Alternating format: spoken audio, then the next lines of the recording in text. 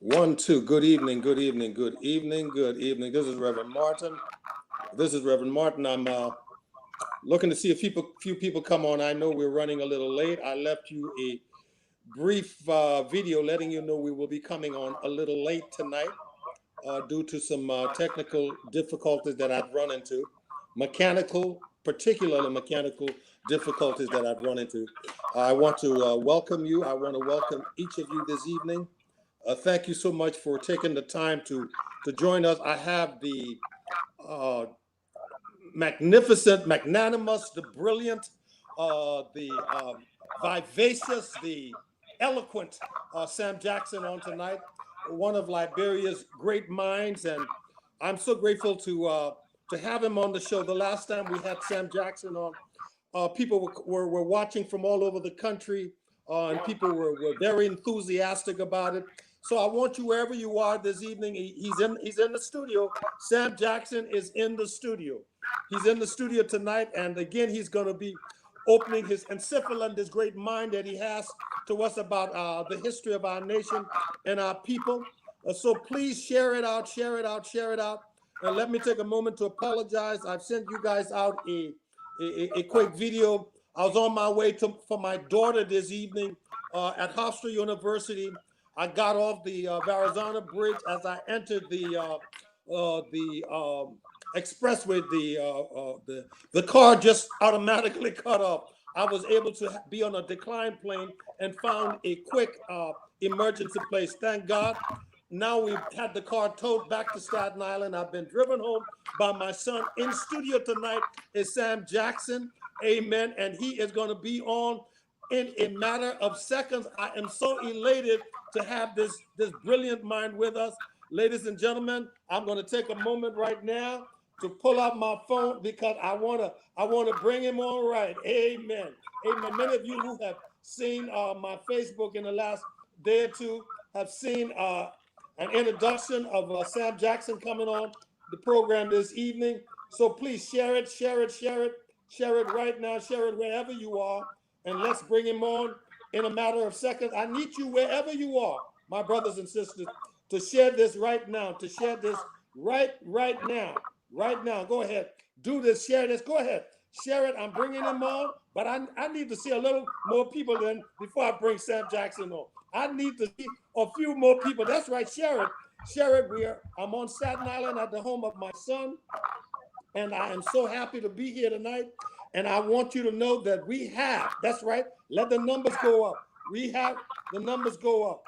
We have the numbers going up right now. Right now. Let it go up. Let it go up because we do have him. He's in the studio. Believe you me, he's in the studio. We know that he is a brilliant mind, and he is not one who is shy to express himself. He is verbose. He is brilliant.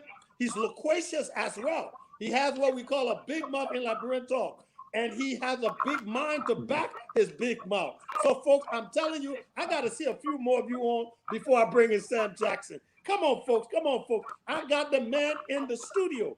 Amen. My car broke down. I told you he was coming. I did everything possible. I mean, persistence overcomes resistance. That's right. We resisted everything that came in our way so that we would be able to have Sam Jackson with us tonight. So my brothers and sisters, come on. I want you. That's right. The numbers go exactly in the direction that I wanted to go before I bring Sam Jackson on. It's going in the right direction. It's going in the right direction. Folks, I told you before, I'm bringing the man on, ladies and gentlemen. There you go. We're getting to the number I want. Let me say at a countdown of 10, 9, 8, 7, 6, 5, 4, 3, 2, 1. Ladies and gentlemen, there he is.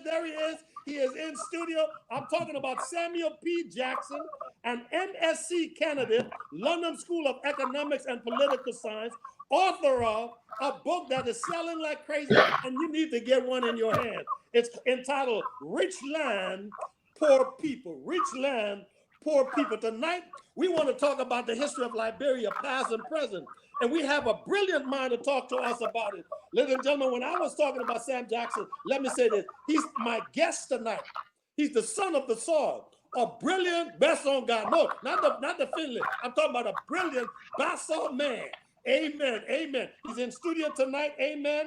And I'm glad he's here because the last time he was here, he took us through Liberia's history from its origin, from its etymology, from its beginning, like a drone flying over time. He moved Liberia from one place to another and brought us to where we are. Ladies and gentlemen, boys and girls, let the word out. Class is open. This is not the politics of Jesus. That's not what I'm talking about tonight.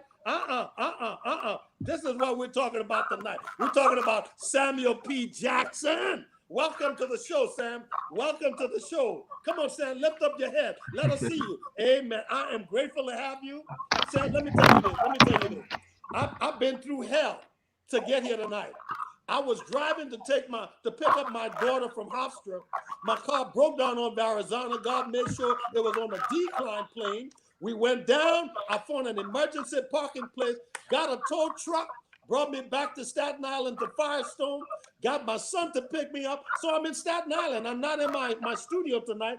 I'm in Staten Island because the people knew Sam Jackson was going to be on. And one thing you don't disappoint the people, because people love to hear what you say. People love your mind, your encephalon, that brilliant mind. And we want to thank you for being on the show tonight. And people know class is open. Ladies and gentlemen, I bring you Sam Jackson. Welcome to the show. Thank you very much, Reverend Martin. You know, Reverend Martin and I, we are cousins. So we're of the same bloodline.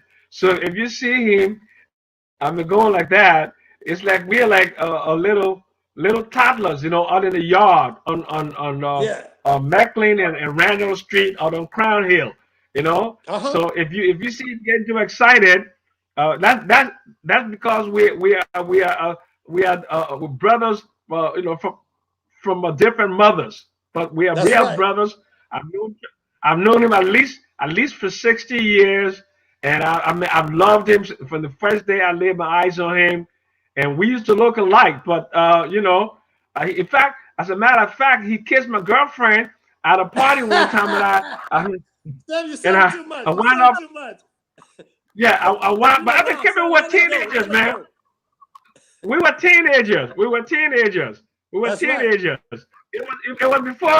before the spirit got a hold of you. It was, amen. Another spirit had me then. Got a hold of you. You went in the flesh. Yeah. But brother Jackson, so good to have you again. The last time you were on the show, we had people calling from all over, and we're so excited to have you there. And I'm just grateful to have you there. I'm trying to put in a title right here because I really like you to talk to us tonight about the things you want to talk about Liberia. I'm thinking Liberia past and present, but I'm gonna leave it to you and your brilliant mind to just speak to us about our country. So Sam Jackson again, Liberia's history, past and present. I don't know, the last time you were here, folks were saying we're in class. So, ladies and gentlemen, class is open. I'm going to sit back and turn it to the author of one of the best-selling books right now for Liberia. It's called Rich Land, Poor Country, and a very brilliant Liberian mind. And that is one of the things we need to encourage, Sam, for people to get in. There you go. That's the book. That's the book. Rich Land, Poor Country. Sam, I'm turning it over to you. I'm going to just sit back, take notes, and every now and then I'm going to drink a sip of water and put in a question. And I'm going to ask you out there in television land, in the land out there, just text a question if you have it. And please, ladies and gentlemen, this is a civil place. You got a reverend on here. I'm not here to fight anybody. I'm here to learn about my country. I'm about to learn about my history. And I want to learn from a mind that we have. Sam Jackson, it's up to you. Thank you very much, Reverend Martin. I really appreciate you, and let God bless you. And let us pray for our leaders. I pray for President George Weah, the cabinet, members of the legislature, civil society. Listen, we have potentially the greatest country on the planet. Potential. And one of the reasons why I wanted to study my country was because I saw a paradox. Yeah. A country with so much economic potential, but yet Hmm. sometimes is between the fourth poorest or the poorest country on the planet. Mm-hmm. So I've been running all my life. Some of the bad things I was doing back in New York, drinking and drugging. But anyway, I went to school, great education, had a corporate job, made some money. Then my hand went out. So, and then of course, when I got back to myself, went back to the corporate world, made some more money, and was running all around the world. Became minister in Liberia again under the regime of Charles Taylor. But I was always I was always concerned about. I was always concerned. Sorry, people. I was always concerned about why are we such poor people? You Mm-hmm. know, yeah. Come on. In order Come on. to answer the question, in fact, for that question to even resonate in your mind, you have to have human feeling. Hmm. I grew up, I grew up poor, but not destitute. There's a major Okay. difference between poverty and destitution, right? Poverty, there are two kinds of poverty, right? Money metrics in terms of your income, and then of course, then the other kind of poverty is in terms of human development. Whether you have food security, you have nutrients, you're healthy, and whether you're educated, right? Mm-hmm. Now, in in most societies, when you have money, you can purchase those things, like you can purchase food, you can have access to good medical care, you can get a good education. Okay, but some other societies, because of the way the structure, you can be poor, and the state provides social protection to minimally give you those things that money cannot buy. That's Mm-hmm. why uh, that's part of the social contract. In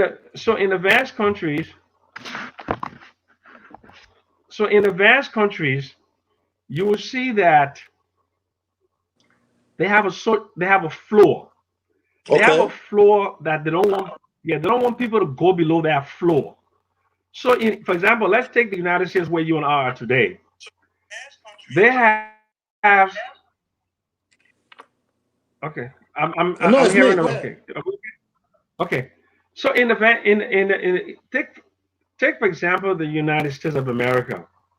Okay, there are programs that are designed to make sure that people do not fall through the cracks. So if Okay. you have a certain kind of income, and they don't want you to fall below in terms of the basic needs, you get food stamps, right? Mm-hmm. You can get welfare, you get women and infants, the WIC for the kids, and those kinds of things. So when you get public housing, and the idea is to provide a minimum standard of living Okay. so that you don't fall through that crack. Unfortunately, for a poor country like Liberia, when there's a deficit in terms of money metric income, you will start to see a manifestation of all of those, the real ugliness of poverty. You will see food insecurity. Hmm. You will see people emaciated. It means you will be like lack of Skin and nutrients. bone. You will you will be skin and bones, right? And in terms of your height, your weight, and all of those would be substandard. Okay. And then if you Mm-hmm. look at the And education, that you're will not going affect to your brain as well, wouldn't it? exactly, because the lack of vitamins and nutrients will affect the development of the brain. Okay. And then of course, when you're poor, you're going to live in neighborhoods where most people who live there are poor, and there will be something of pathology of crime and drugs and Hmm. alcohol and all of Yeah. those kind of things, right? Right. Mm-hmm. Okay. So Liberia cannot solve these problems because there is not enough income that is produced for the taxes to run a government, build infrastructure, and also to try to build a floor. So, so you have what we call extreme poverty in Now, countries like Sam, Liberia. I know you're talking the economics here, but I need you because a lot of folks want to understand how we got where we are. So Okay. look, No, but can you? Oh, you're working on that. yeah, no, I want for people to understand. I mean, in Where we terms are. of yeah, in terms of the kinds of poverty that exist in the world. You Okay. know, yeah, you have income poverty and you have consumption poverty Hmm. because countries like Liberia, most people don't have an income. We cannot measure poverty by like gross national, gross national income (GNI) per capita. That is not a good Good measurement of perimeter. poverty. Yeah. Okay, so the best measurement of poverty will be in terms of human development.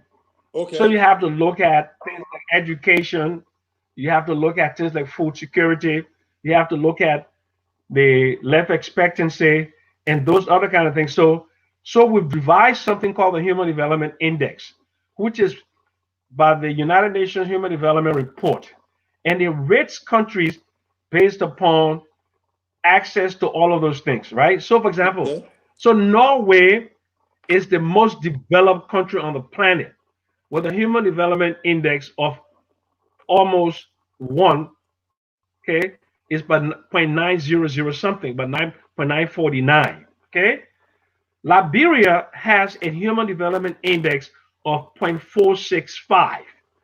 And if you want to compare us with our neighbors, Sierra Leone 0.479, La Cote d'Ivoire, just a little higher, and Ghana about 511. But they're still considered um, a poor countries. And in terms of the matrix of the World Bank, Ghana will be a lower middle income country still. Okay, Okay. so now you want to ask yourself, how did Liberia get to be at the bottom of the Human Development Index?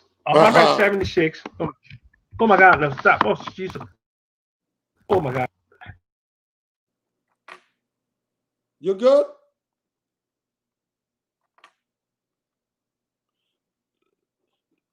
Ladies and gentlemen, we are with Sam Jackson right now. We're going to be talking about Liberia's past and present, how we got where we are, its historicity. And I want you to know he just acquired another degree from the London School of Economics. I believe is an MSc.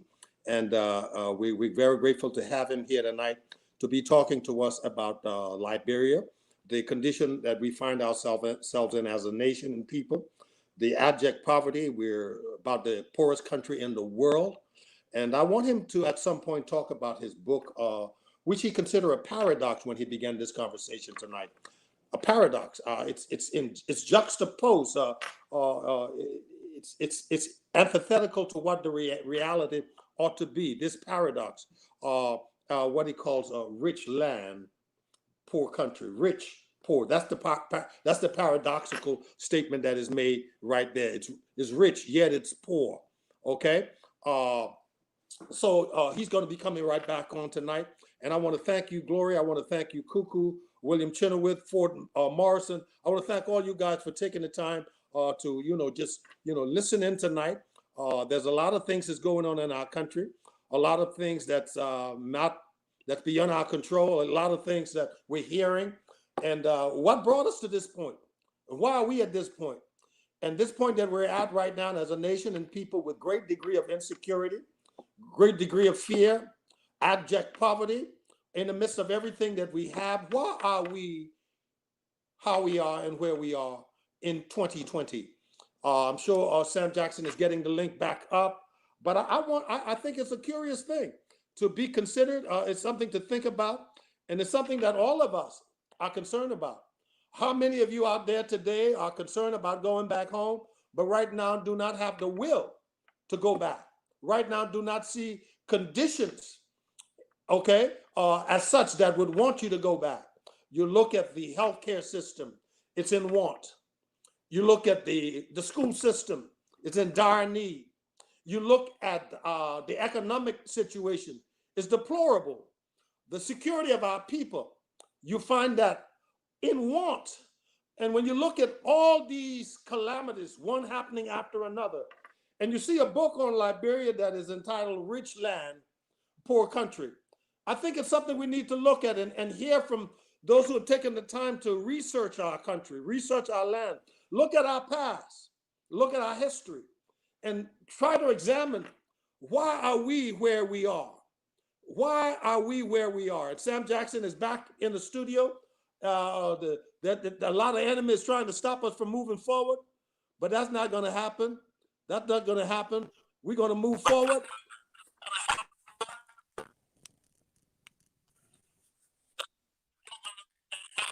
Okay, there we go. We have Sam Jackson back. Sam, are you back? Yeah, good morning. It's a but my computer basically started to reboot. So I'm very sorry. Yeah. Oh, yeah, I'm using my phone. Yeah. So as I was saying, so the question, and I need to go near my router. Okay. Okay, go ahead. So that happens to be how did Liberia get to where it is in terms of being at the place where it is out of 189 countries that were surveyed. Liberia is the 13th least developed country on it.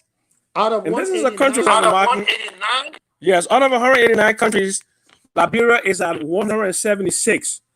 So it's near the bottom. Okay. So it's been near the bottom for many, many years, Reverend Martin. And I wanted to find out why a country, 173-year country, why is it, why is it so poor? So in order to understand the kind of poverty that exists in Liberia, one would need to go to our history. Yes. You have to understand it from the historical point of view, because it's about the political economy. And what is the political economy? The politics is the way we ourselves, and the economy is the way we trade, where goods and services are traded. The Neolithic age, the Neolithic revolution that began in Mesopotamia. That's when men moved the hunting and gathering society to the horticultural society, which is agriculture. When they moved to agriculture, when they create sharp, you can't consume all of your, right? Mm-hmm. So if you're on a farm and you're for example, you're a wheat farmer, or you're a rice farmer, or you're a cassava farmer, and you grow so much, it means if you grow too much, you cannot consume all of that, so you have to find a place to sell it. So we developed villages and towns, were created primarily as trading stations for goods and services, right? Okay. So that's what we call the Neolithic Revolution. Neolithic Revolution, okay, began on the Tigris and the Euphrates River.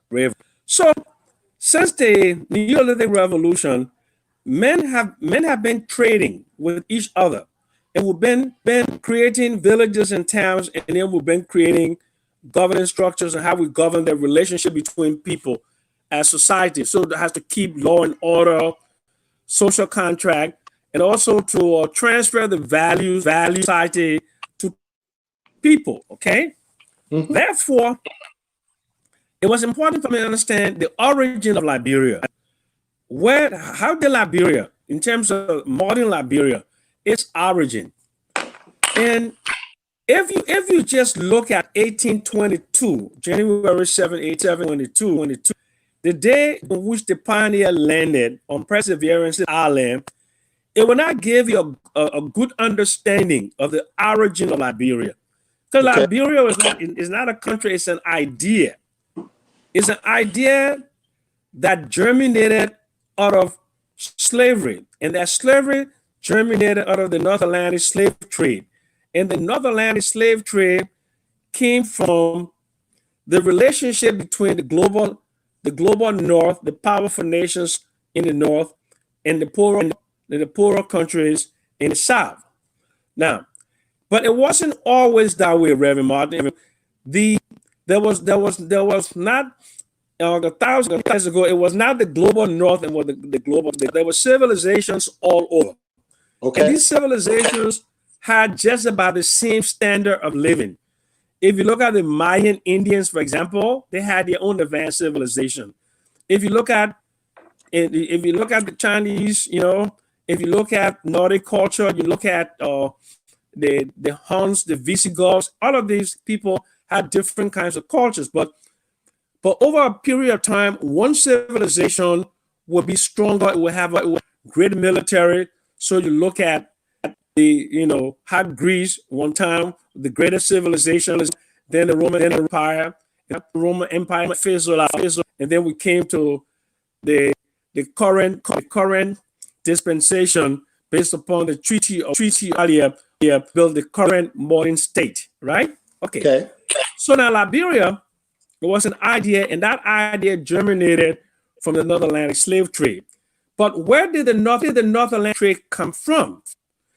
The Atlantic slave trade came from the quote unquote the discovery of the Americas by Christopher Columbus. Christopher Colon.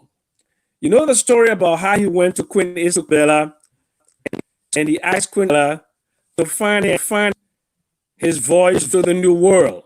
Correct. Many people thought that going across the Atlantic, you were going to be ending up, you will fall off, okay?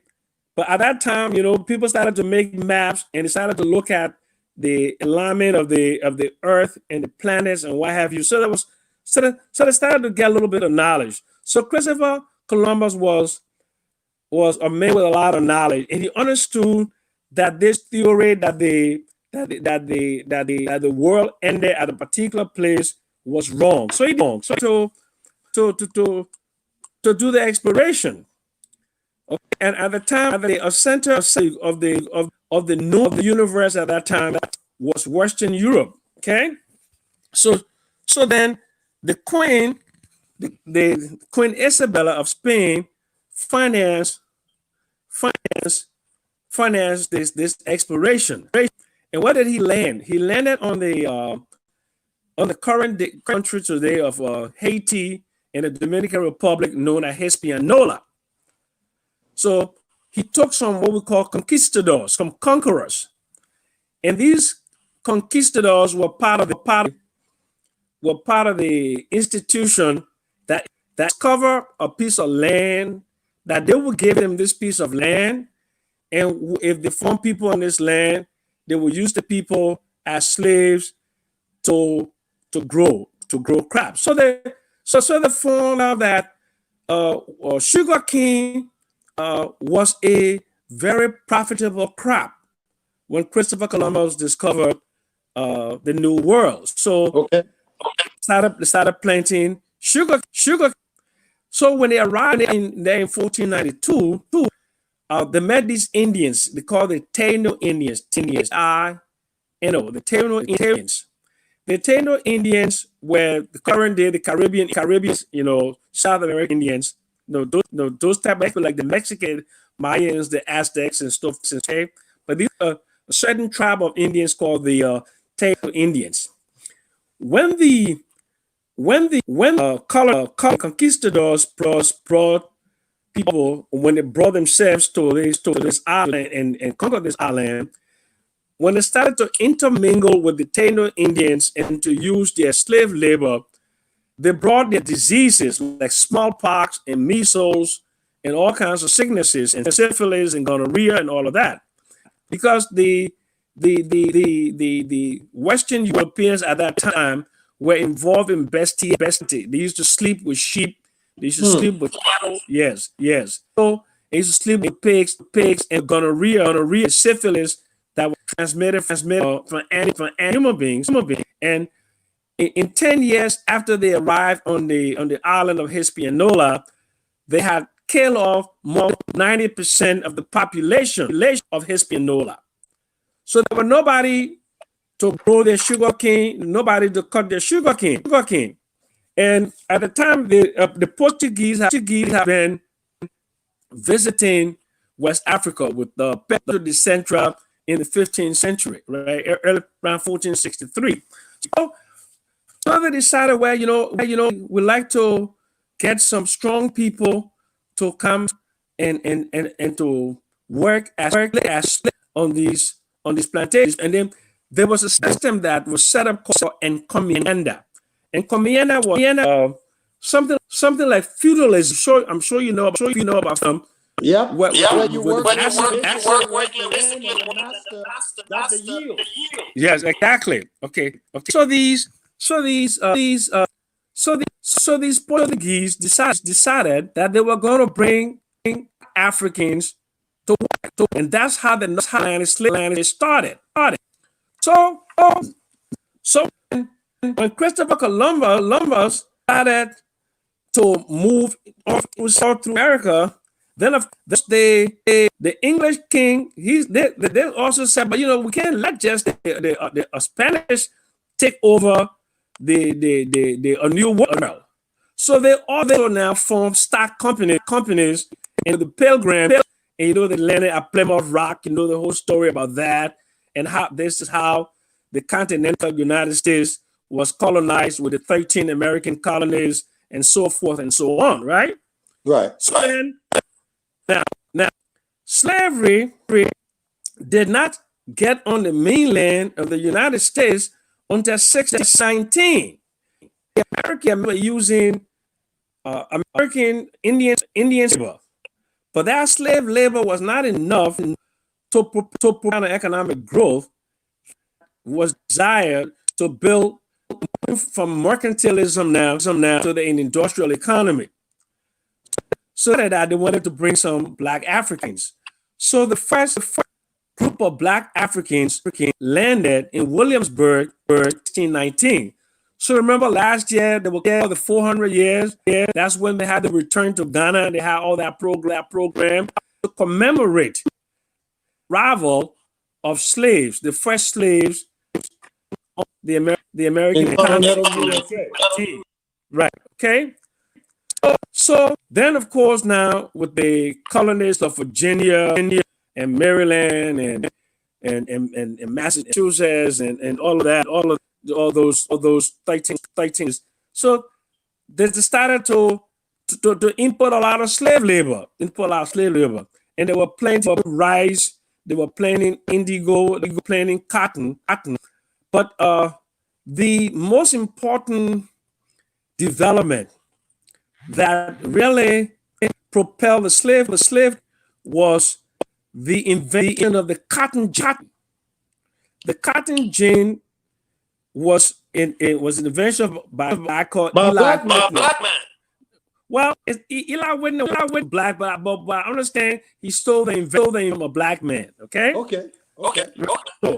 So when they invented this in 1790, it increased the production of cotton. I mean, level that has never been on the planet before. So cotton was the first global consumer product. Before cotton was introduced into Europe, they were wearing sheep, what do you call it? Wool, but they were wearing, the sheep wool. No, they were wearing the skin of the skin. They are not going to wool yet.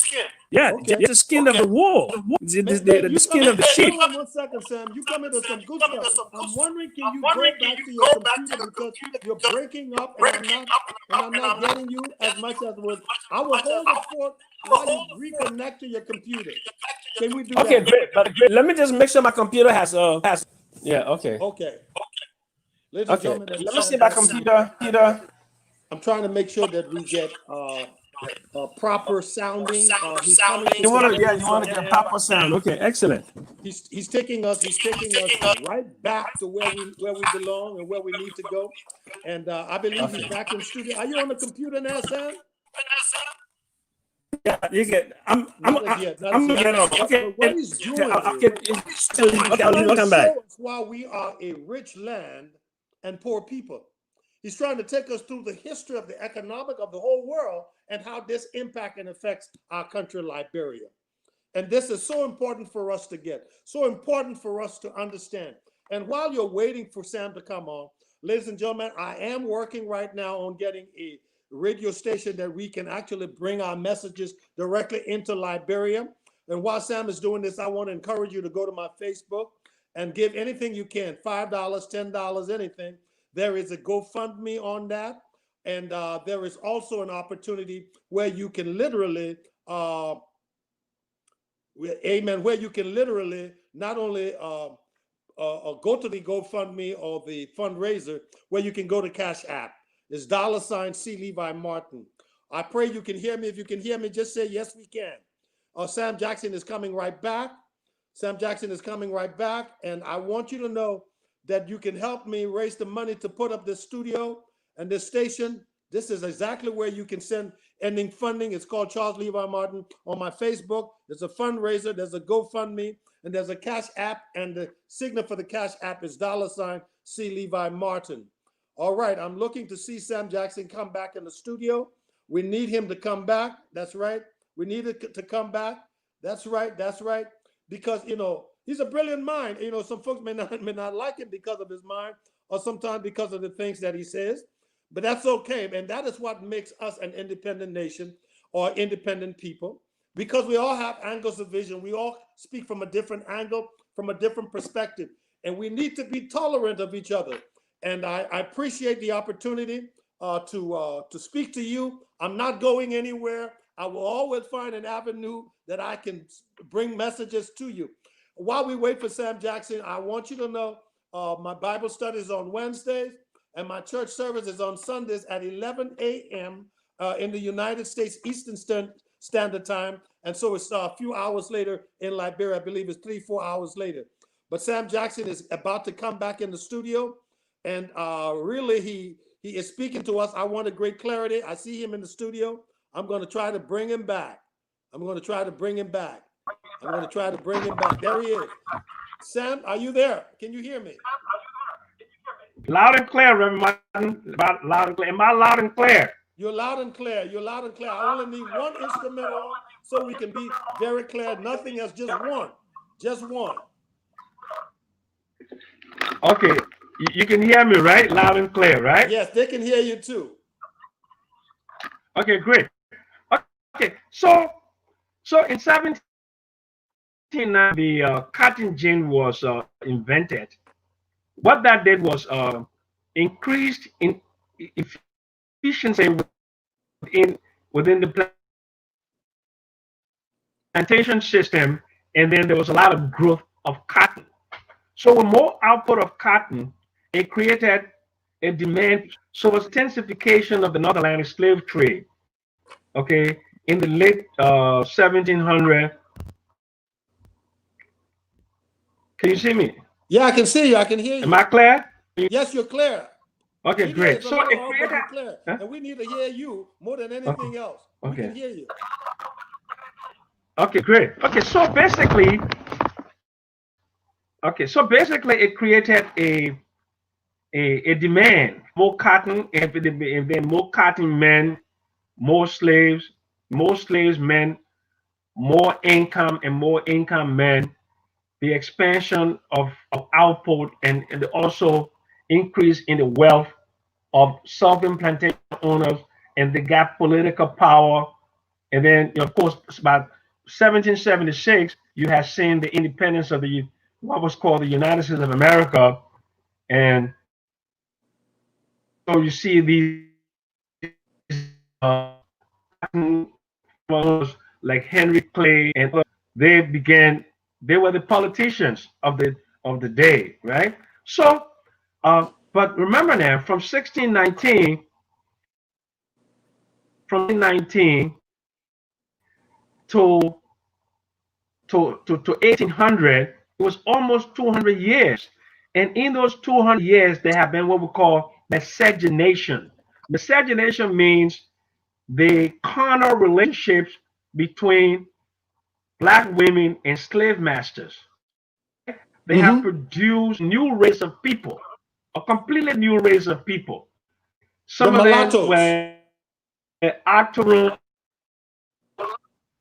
some of them were octoroons, some of them were mulattoes, some of them were quadroons, and all of that. So these people had the the traits, the genetic traits of white people in their blood, and also a small amount of black blood. So the whole concept about the 1% black blood rule. If you have 1% black blood, you were deemed to be black. But there were a lot of these people now, they were walking around the state, especially the South, and were not slaves, they were so-called free men of color.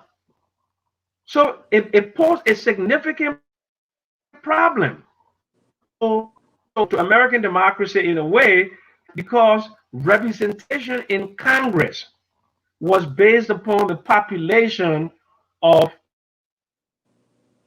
a district, or a state, or a district within a state. So they did not want slaves to be, because then the South would be overrepresented because it had a very high number of slaves. Reverend Martin, okay? Mm-hmm. Because it had a, can you, yeah, it had a very high number of slaves. So that's why you heard there was a compromise where instead of counting slaves as full people to something compromise. Are you okay? The Yeah, I'm three-phase listening. compromise was the three-phase compromise was designed to ensure that overrepresentation of the black slave population for the purpose of representation in the United States Congress, right? Mm-hmm. So there were things going on. What we're going to do about these people? What do we do about them? Then they started to demand their rights. They started to demand their rights. So, in demanding their rights, there were some, civil upheaval. Then there were slave rebellions and stuff. Think about Nat Turner. About the the the the the the German River Rebellion, and of course, uh, by 1804, there was this thing with Toussaint Louverture in Haiti, where they basically ran the slave masters out of there. So Sam, now hold on one people second, were Sam. getting very afraid. Sam, one second. A lot of our folks, are not quite aware of the of Nat Turner, because it was in one night here in America, a slave devastated uh, uh, a huge number of white families that he caught off and killed one night because of the condition of slaves in America, and he felt he was being led by God to do this. Nat Turner, I want you guys to look him up. Sam is absolutely right. So let's go back to Toussaint Louverture down there in Haiti. Yeah, so Toussaint Louverture, they had a rebellion, and this rebellion overturned the whole thing, and then Haiti became independent. Okay, so during the War of Independence, in that brought about the 1776 war, there were a lot of slaves who fought on the side of the royals, of the King of England, right? Mm-hmm. So after the American War of Independence, these slaves ran away to Nova Scotia, and later on they went to the UK. They went to Britain. But when they got to Britain, they were not treating them as human beings.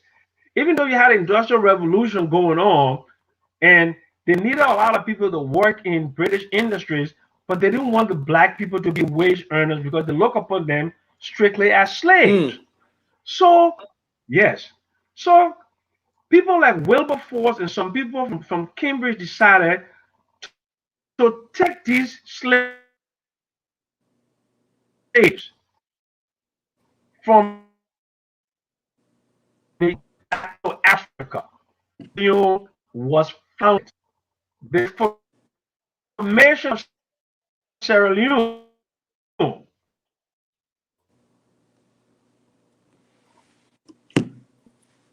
was based upon that. So she was Reverend? Yeah, Hello, Reverend? I'm here. I'm here.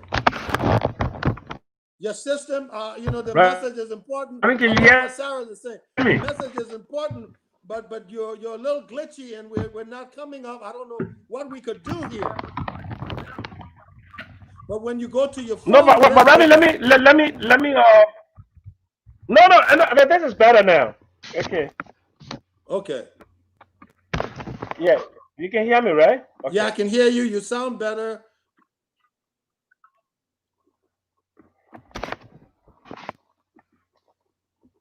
I tell you what to do, Reverend. Uh-huh. Let me go downstairs. Let me go downstairs closer to my router, Okay. and then I'll get back on. All Okay? right, good. Do that. I'll hold the phone until you get back. Okay, Okay. you just Sure. walking Okay. down to it? No, my computer is gonna go off. I'm sorry. Okay. Yeah. Ladies and gentlemen, Okay. Cyrus, I Okay. certainly appreciate your help. And Armor, Gray, you as well. You guys are doing a lot. You're giving us some feedback. But that's the situation with technology. Sometimes it works, sometimes there are glitches, but we got to press on and we got to persist. It is our persistence that overcomes resistance. Tonight we have on Sam Jackson, and he's speaking to us from Atlanta, Georgia. I am over in Staten Island tonight, not in my home studio, due to some, mechanical difficulty I had today. My car broke down en route to picking my daughter out from hospital on Long Island. Had to get a tow back to Staten Island, the Firestone car service, and had my son pick me up. And over now, I'm on Staten Island. I will be going back to the airport to pick up a car tonight to go and pick up my daughter. But I want you to stay with us. Don't leave us. Sam Jackson will be with us any second now. He will be right back with us. I'm encouraging you to stay on because he's taking us on the history of Liberia from past and present. He's taking us through the economic route, through the liberation of other Black individuals as they sought to liberate themselves.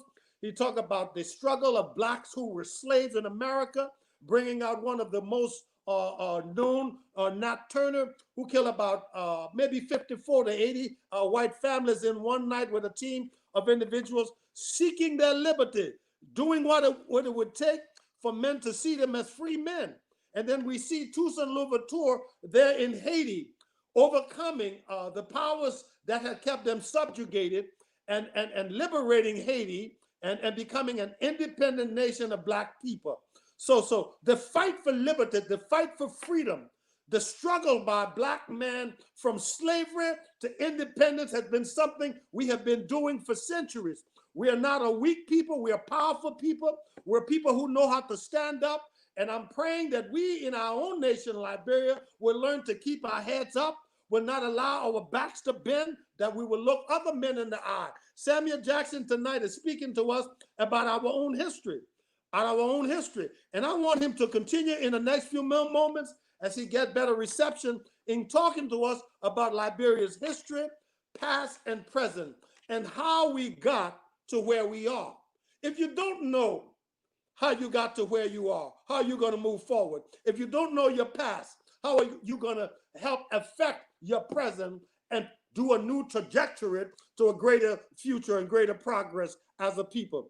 I am very grateful and appreciative to all of you guys for the opportunity to speak to you. My name is Reverend Charles Levi Martin. I am so happy to find an avenue to speak to you because let me say this. When every other institution, when every other avenue of information, of radio, of television is cowing to the government and not speaking the truth to our people, holding things back, not being free to speak, we will not be the best people we can. We need to be able to speak from different avenues, from different angles. Even if we don't agree, we can agree to disagree and not hate each other, but speak to each other and with each other and find a commonality where we as a people can move forward. I left where I used to be because I didn't see it as a viable institution or instrument to get our voices heard.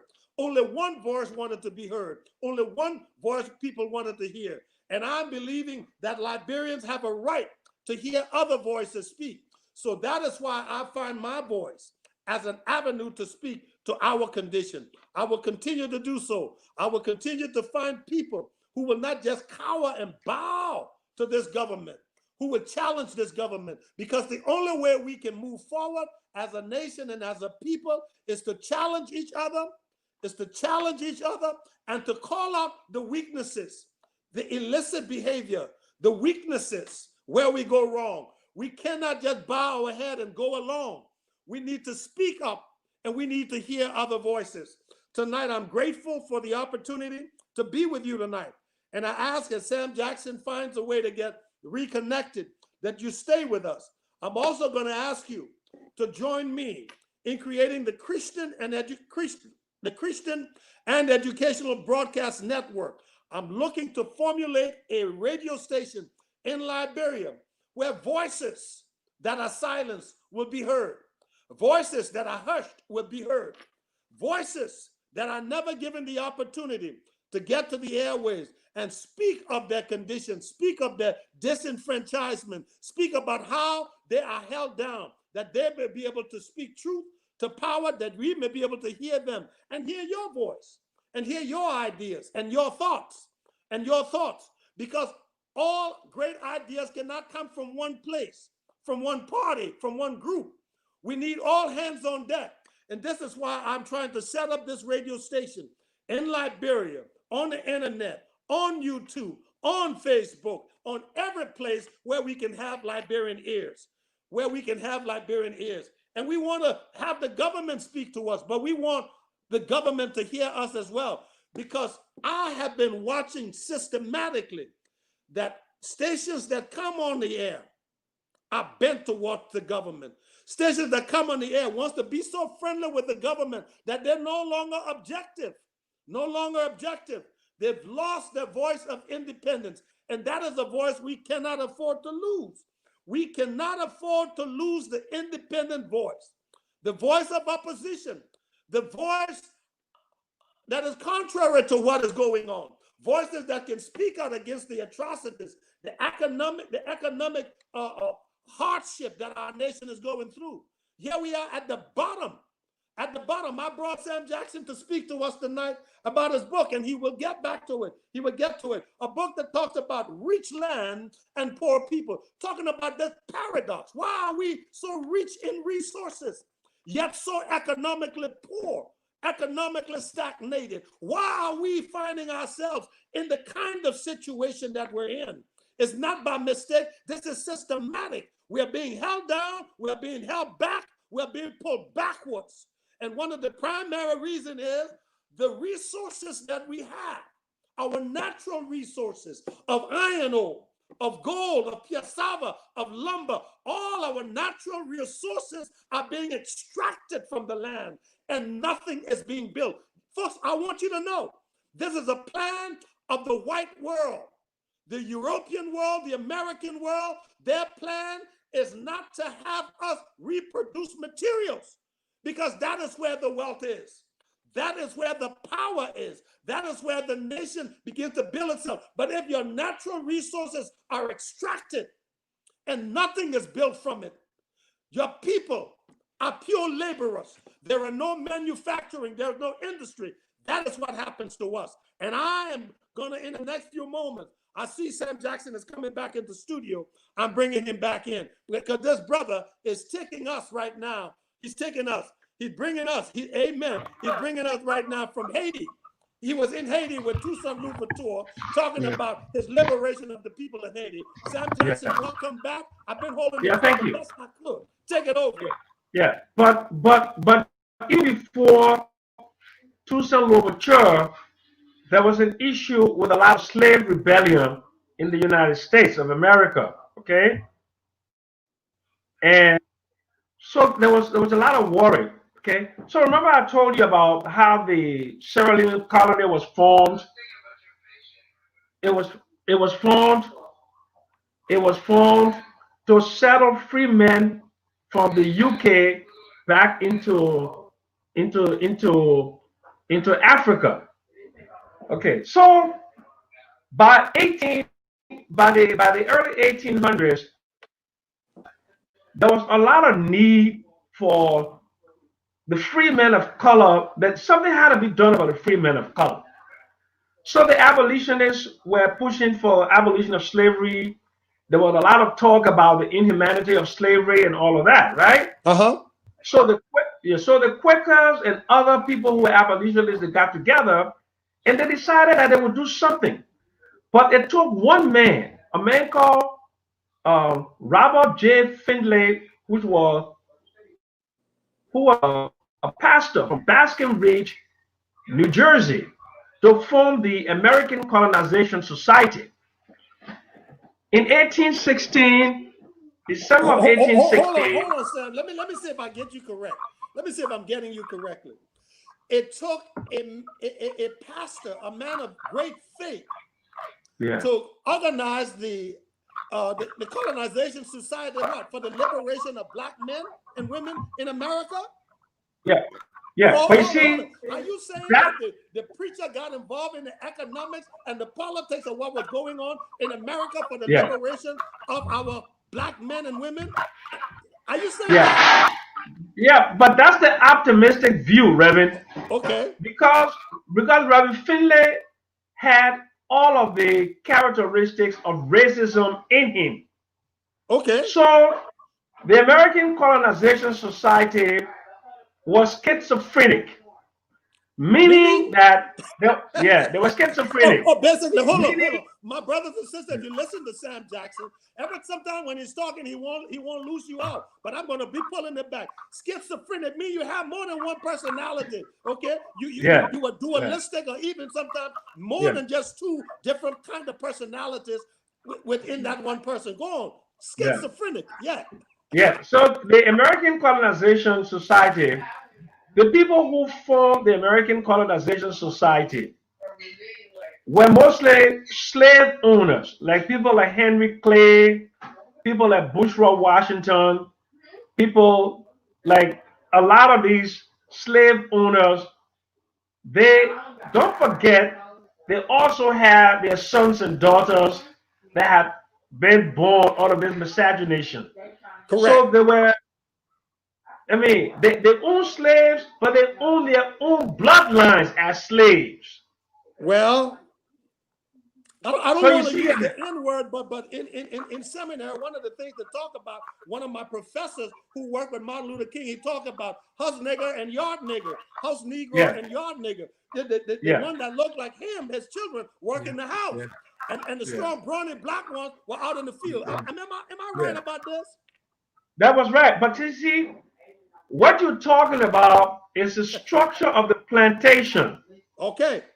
The plantation had a big house, and in the big house lived the plantation owner, his wife, and his children, Gentlemen, and y'all listen also to this. plantation politics now. We're dealing with Yeah, yeah, plantation hierarchy. yeah. And okay, So, go ahead. so the servants that were served, the servants that did the cooking, Yeah, that did the washing, yeah, that did the domestic work within the house, they were yeah. Muslim mulattoes Aha. because they came from the bloodlines of the plantation owner. You mean like Joseph Okay, Jenkins Roberts? like Joseph Jenkins Roberts, right? Okay. One eighth, but he was an octoroon. He was one eighth. He was everything but a black man. He was completely white. If you saw him walking down the street today, you would know he's a white man. Okay, so in But the white man 1860, saw him as black, though. of course, because Okay, because okay, he let's had make that that clear. 1% black blood in him, right? So now in 1816, December of 1816, at the Davis Hotel in Washington, D.C., this guy, this priest, this pastor called Robert Finley, he invited many of the luminaries of that time, right? The luminaries of that time, people like Francis Scott Key, who wrote the Star Spangled Banner, Bushra, Sam Jackson, break down the word luminary. What I want me. the important people of the day, the Thank important you. people of the day. Thank you. Okay, right. So they invited them. There were over 100 men that came to the Davis Hotel in Washington, D.C., December of 1816, to form the American Colonization Society. And the men that came there did not come because of they have some kind of altruistic spirit where they believe in the equality of man, but the men of color, the free men and women of color, have become a problem for the Americans. They didn't know Okay. what to do with them. Right. If they were free, if they were free, they didn't want them just, intermingling with them, and some of them would be sleeping with their children and having, so it was complicated. So they wanted to solve this problem. And the way I look at their solution was ethnic cleansing. Okay. Ethnic cleansing was to get rid of the Negro. Negroes, and Liberia was not even the first place they thought about taking them. They thought about taking them to Central America, talk about taking them to Mexico, but then this idea that the British had sent people to the colony in Sierra Leone, and Paul Coffey had financed that trip. So they came up with the idea, but let's form the American Colonization Society and look for land in Africa so we can send them back to Africa. Yes. Okay. But now, so Matonya was schizophrenic. There was this fear of the black men and women.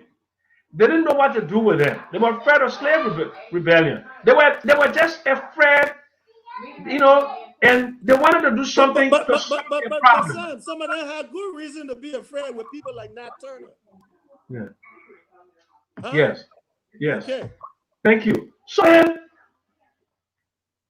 remember two men, Samuel Mills and Ebenezer Burgess. You remember in Liberian history, you heard about these two men. They sent them to go and find place in Africa so where they could resettle the free men of color.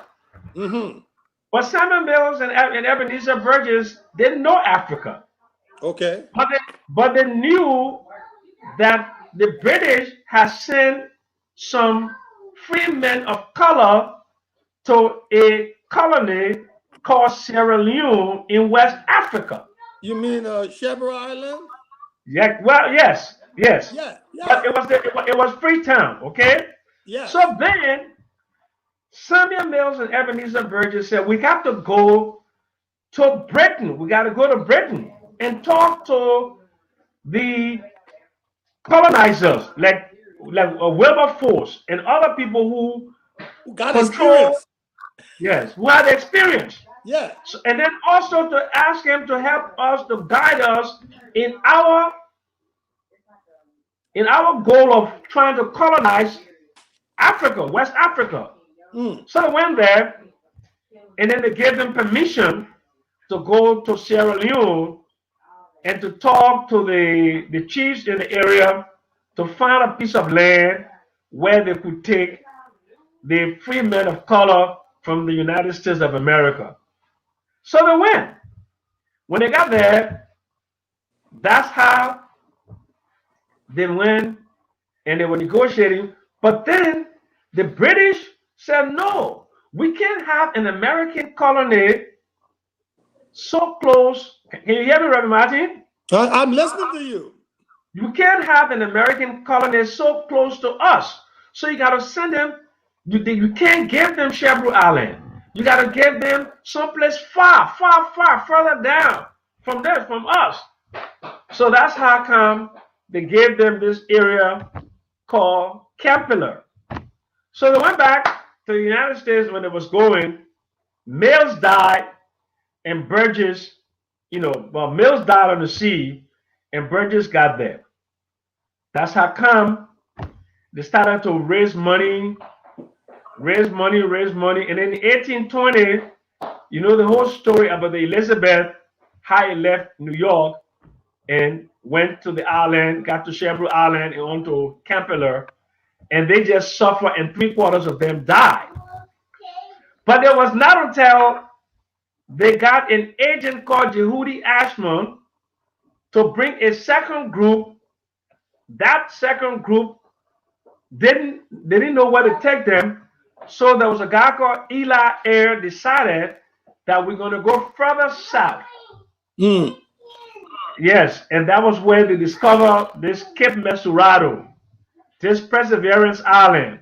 And that's when they decided to negotiate with the chiefs. And they negotiated with the chiefs. And on January 7, 1822, that's when those people landed on Providence Island that you know today. Hold on one second, Sam. Ladies and gentlemen, right now we're listening to one of the great minds of Liberia, the author of the book, Rich Land, Poor Country. Rich Land, Poor Country. He started this conversation by talking about the paradox that Liberia is in. The paradox that we are a rich land and a poor country. Come on, Sam, go back. Talk to us. Okay, so great. So now you have an American colony, virtually an American colony on a small piece of African land. Then they started to bring more people. Okay, as they brought more people, they couldn't fit on our little Providence Island, so they had to expand into Cape Mesurado, which is Mama Point today. Then they had to go up to Fort Lawrence, which is your Crown Hill, and all of that. So then, they were trying to coexist with the natives, but there were always problems. They were fighting each other, and the natives were very suspicious of their motivation, and they fought with them. And one time, they had to bring in a Mandingo chief to resolve a dispute between the colonists and the settlers, even though they had sold their land, but they were still trying to harass the settlers. So that's when this man, Sao Boso, or you guys know him as Chief Bosman, and came and said to them, having sold your land and accepted payment, you must accept the consequences. And then he said, if you give these people any more help, I will come and kill you guys and cut off your neck as I did to other kings who misbehaved. Wow. So that's how come they resolve some of the problems between the colonists, the settlers, and the natives. So now you have Sam. I'm going back to my Liberian history as a child in school in Liberia, and I know there was also another conflict which involved Matilda Newport. Can you expound on that as well? Well, the Matilda Newport story, and there was a woman that was called Matilda. I forgot her last name. She was among the 88 passengers on the Elizabeth, but her name was not Newport. Okay. But it is alleged that she married a Newport. Correct. The story in terms of how Yehudi Ashman and how they fought the settlers, not how they fought the natives, and how they were able to consolidate control over Cape Mesurado is from their own diary and journals. It is not from the journals of the natives. So they may have exaggerated. Yes, they may have exaggerated that whole story. Okay? But whoever the victor is in history is the one who writes the history. Exactly. Okay. Yes. Okay. So now you had other colonization societies in the United States interested in sending their free slaves to Africa. Okay. So Mississippi went and found Sino. What? Yes. So that's what they call that's the Mississippi Society that formed the Sino colony. Then Maryland people formed the Maryland colony All along the coast. all along the coast. So different colonization societies started to spring up along states in the United States to send their free slaves back to Africa. So it began a movement, a great movement. So that's how come this thing took off to send slaves to Africa, to Christianize the heathens, and to build a nation out of the darkness of Africa. That was the whole idea. But it Okay. was also based upon racism or ethnic cleansing to get rid of a problem. Remember, I told you Okay. it was schizophrenic. It was Right. schizophrenia. So the motivation of the people who formed the American Colonization Society was not necessarily altruistic. It was also self-serving because they wanted to solve their own problems. Okay. Got you. Right. Okay. Great. So now you have a guy called Thomas Buchanan, I who was the remember that name governor. in history. Thomas Buchanan. Thomas Buchanan became the governor of the counties that were called Liberia, with the exception of Maryland.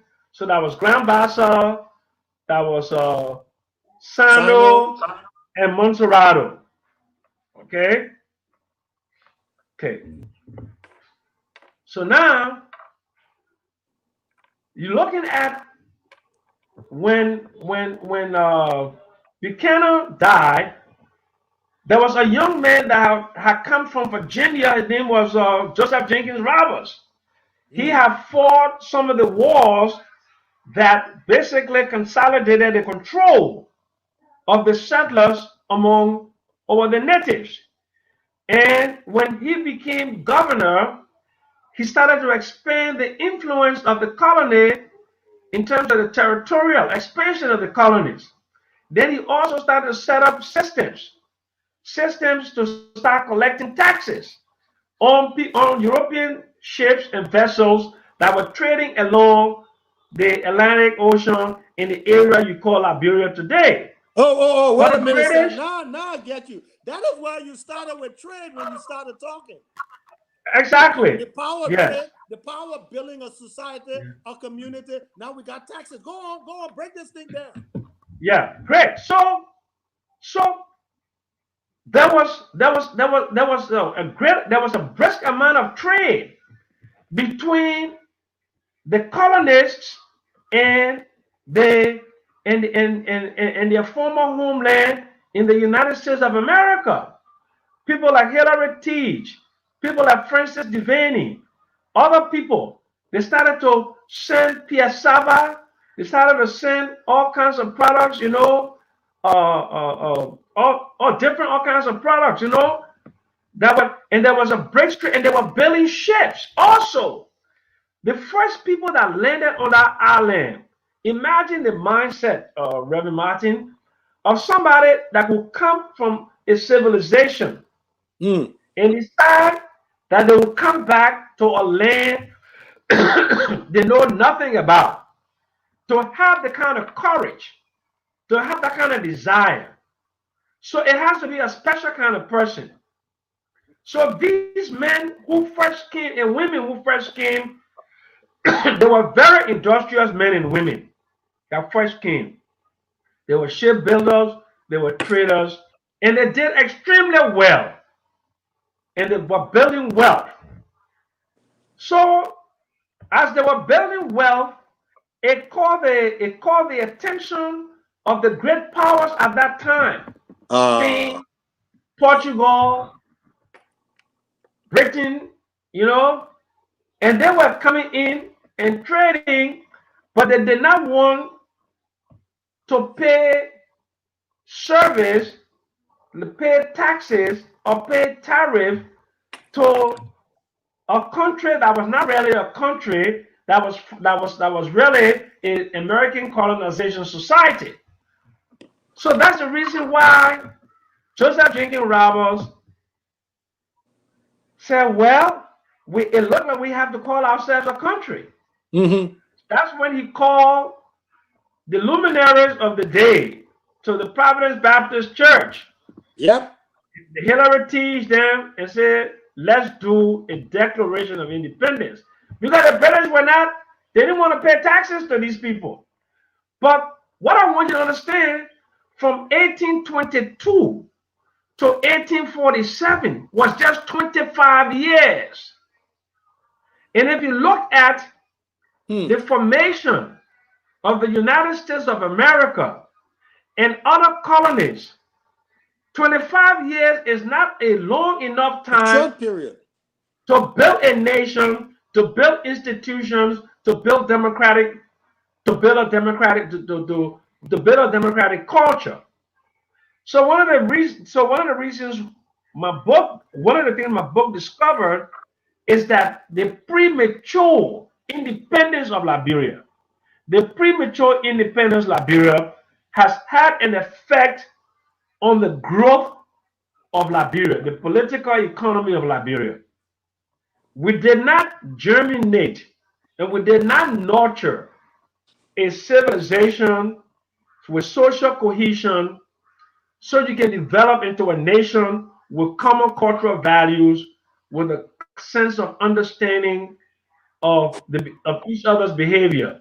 So a hodgepodge of people, natives and settlers, put together, and within 25 years, to form a country without a real standing army, without a navy, without institutions to support that country. That's why the struggle, and we are still struggling today. Because there was a degree of artificiality to the formation of Liberia. It was not an organic, it's not an organic country. Countries grow organically, either they are colonized and then strong powers build strong institutions. Other countries, they grow, they fight wars amongst themselves, and the most powerful, the brightest, they gain control, and that's how they control the political economy of the country, right? But for Liberia, it was trying to impose Christian values on heathens. And it was also trying to impose democratic values on natives that did not have a centralized authority like a confederation, like they have the Kingdom of Ghana, Mali, and Songhay, and some places like Northern Africa. It were these tribes, these forest tribes, just moving about without any kind of a strong structure, except with the Mandingos in the Bofula era. But those coastal tribes did not have, there were not an amalgamation of those tribes living together in complete unity. You follow me, Ravi? I Okay. follow you, and let me So say now, this: you got folks following you, and they're getting the dynamics, the yeah, ethos of the yes, formation or the yeah. construct of this So Liberia. because we did not build the institutions and we did not build the cohesion, the social cohesion, we did not have unity amongst us. That one group of people, settlers, who were mostly strangers to this land, and then the natives who own this land, who live on this land, now will have to be subservient Yeah, to a people that were not as powerful. Because you see, in order for you to be a colonist, for you to colonize a place, you have to be very powerful. You have to have a standing army, you have to have a navy, and you have to have economic institutions. And because they didn't have economic institutions, and there was just premature Declaration of Independence, so the nation began to falter from its very beginning. And that was to me, that was the prime mistake of the formation of the Declaration of Independence of a nation called Liberia. Now, So Sam, let me see if I understand you correctly here. Let me see if I understand you correctly. Are you saying that in an attempt to collect taxes from ships and so forth that were trying to do business with the colony, they saw it necessary to formulate themselves as a free and independent nation with the Declaration of Independence and the Constitution? They have exactly. Providence Baptist Church. Is that what led to it? Yeah, exactly. Okay. Exactly. So now you have Joseph Jenkins Roberts, right? Uh-huh. President of a country that was not even recognized, was not given diplomatic recognition by the United States initially. Jacob Jenkins Roberts had to go to the Queen of England and ask her for recognition. She granted it. And they try to help Liberia because Liberia's history, Liberia's story is a very sad story. Okay? And all along, people have always felt sorry for Liberia. So the relationship between Liberia and a lot of its partners have been like parent and child. It's never been like two equals. It was never, wait a minute. You say it was never from a place of equality, of Yes, equals. It was a of place of equals. dependency. Is that what you Yeah, say? exactly. Exactly. A parent-child relationship. Liberia's relationship with the United States, they call Liberia America's stepchild. Ah. America, yeah. So Liberia did not have a major power to put its arm around Liberia, to see Liberia grow. And because Liberia did not grow organically, to strengthen its own internal institutions and internal dynamics, the what Professor George Clay Care called the polls and talks between the natives and the settlers. That was mostly the history of Liberia. The fighting between the natives and the settlers. And it did not end until 1935. That was the last civil war between the natives and the settlers with a gentleman, I would think of his name, Tuanimle, the Sassan War. So between Nimle, that sounds like a crewman. yeah, crewman, Tuanimle. But from 1847 until 1935, there were at least 100 wars between the settlers and the natives. Okay. Wow. Yes. And all this fight was for a word you used earlier when you talk Yeah. about feudalism. It was for land. Land and also for respect and for misunderstanding between the settlers and the natives. Because the settlers now were arrogating onto themselves power. And they were and the natives were second-class citizens. They were not considered citizens in the Constitution of 1847. Wait a minute, Sam. Wait a minute, Sam. What you're saying to us right now is that the way the Negro was treated in white America is Yeah. now how the Negro is treating the Aborigines in Liberia, the indigenous. Exactly. Exactly. Listen, Exactly. my people. Now So listen, I told yeah. you this is class. Yeah. See, all of the institutions that were brought to Liberia by the settlers, they ran those institutions, whether it was the church, whether it was the Masonic craft, whether it was business or economic institutions, they were the heads. And the natives were big players. They were economic pawns in their system. So the Sam, natives, wait. You see, some foreigners came to your country that black like you have now taken over the economics, the religion, the whole ethos. They're running the whole thing, and you second class in it. exactly, What? exactly. So then they so they created institutions to continue that dominance. The whole ward system where the countryman will bring his daughter or son as a ward to live in the home of a settler Sam, I to be keep telling you, educated. hold this thing here because as you speak, I got to show the analogy between where the former slaves came from and what was being adopted. Okay, I know you're using some word, but I want you to break down the word war because it sounds like me, like house Negro. Yeah. Go ahead, go ahead. Talk about when So you said they were bringing their children like war. yeah, yeah. Go ahead, talk to me. Okay. But I want you to understand two certain terminologies called the Yeah, Congo.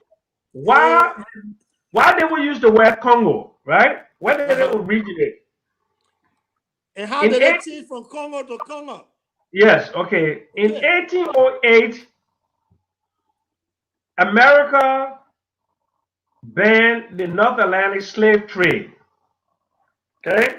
Mm-hmm. So by the time Liberia was declared itself independent in 1847, there was no longer the North Atlantic slave trade. At least there should not Legally, have been. legally, legally. Yeah, legally. But there was still Underground.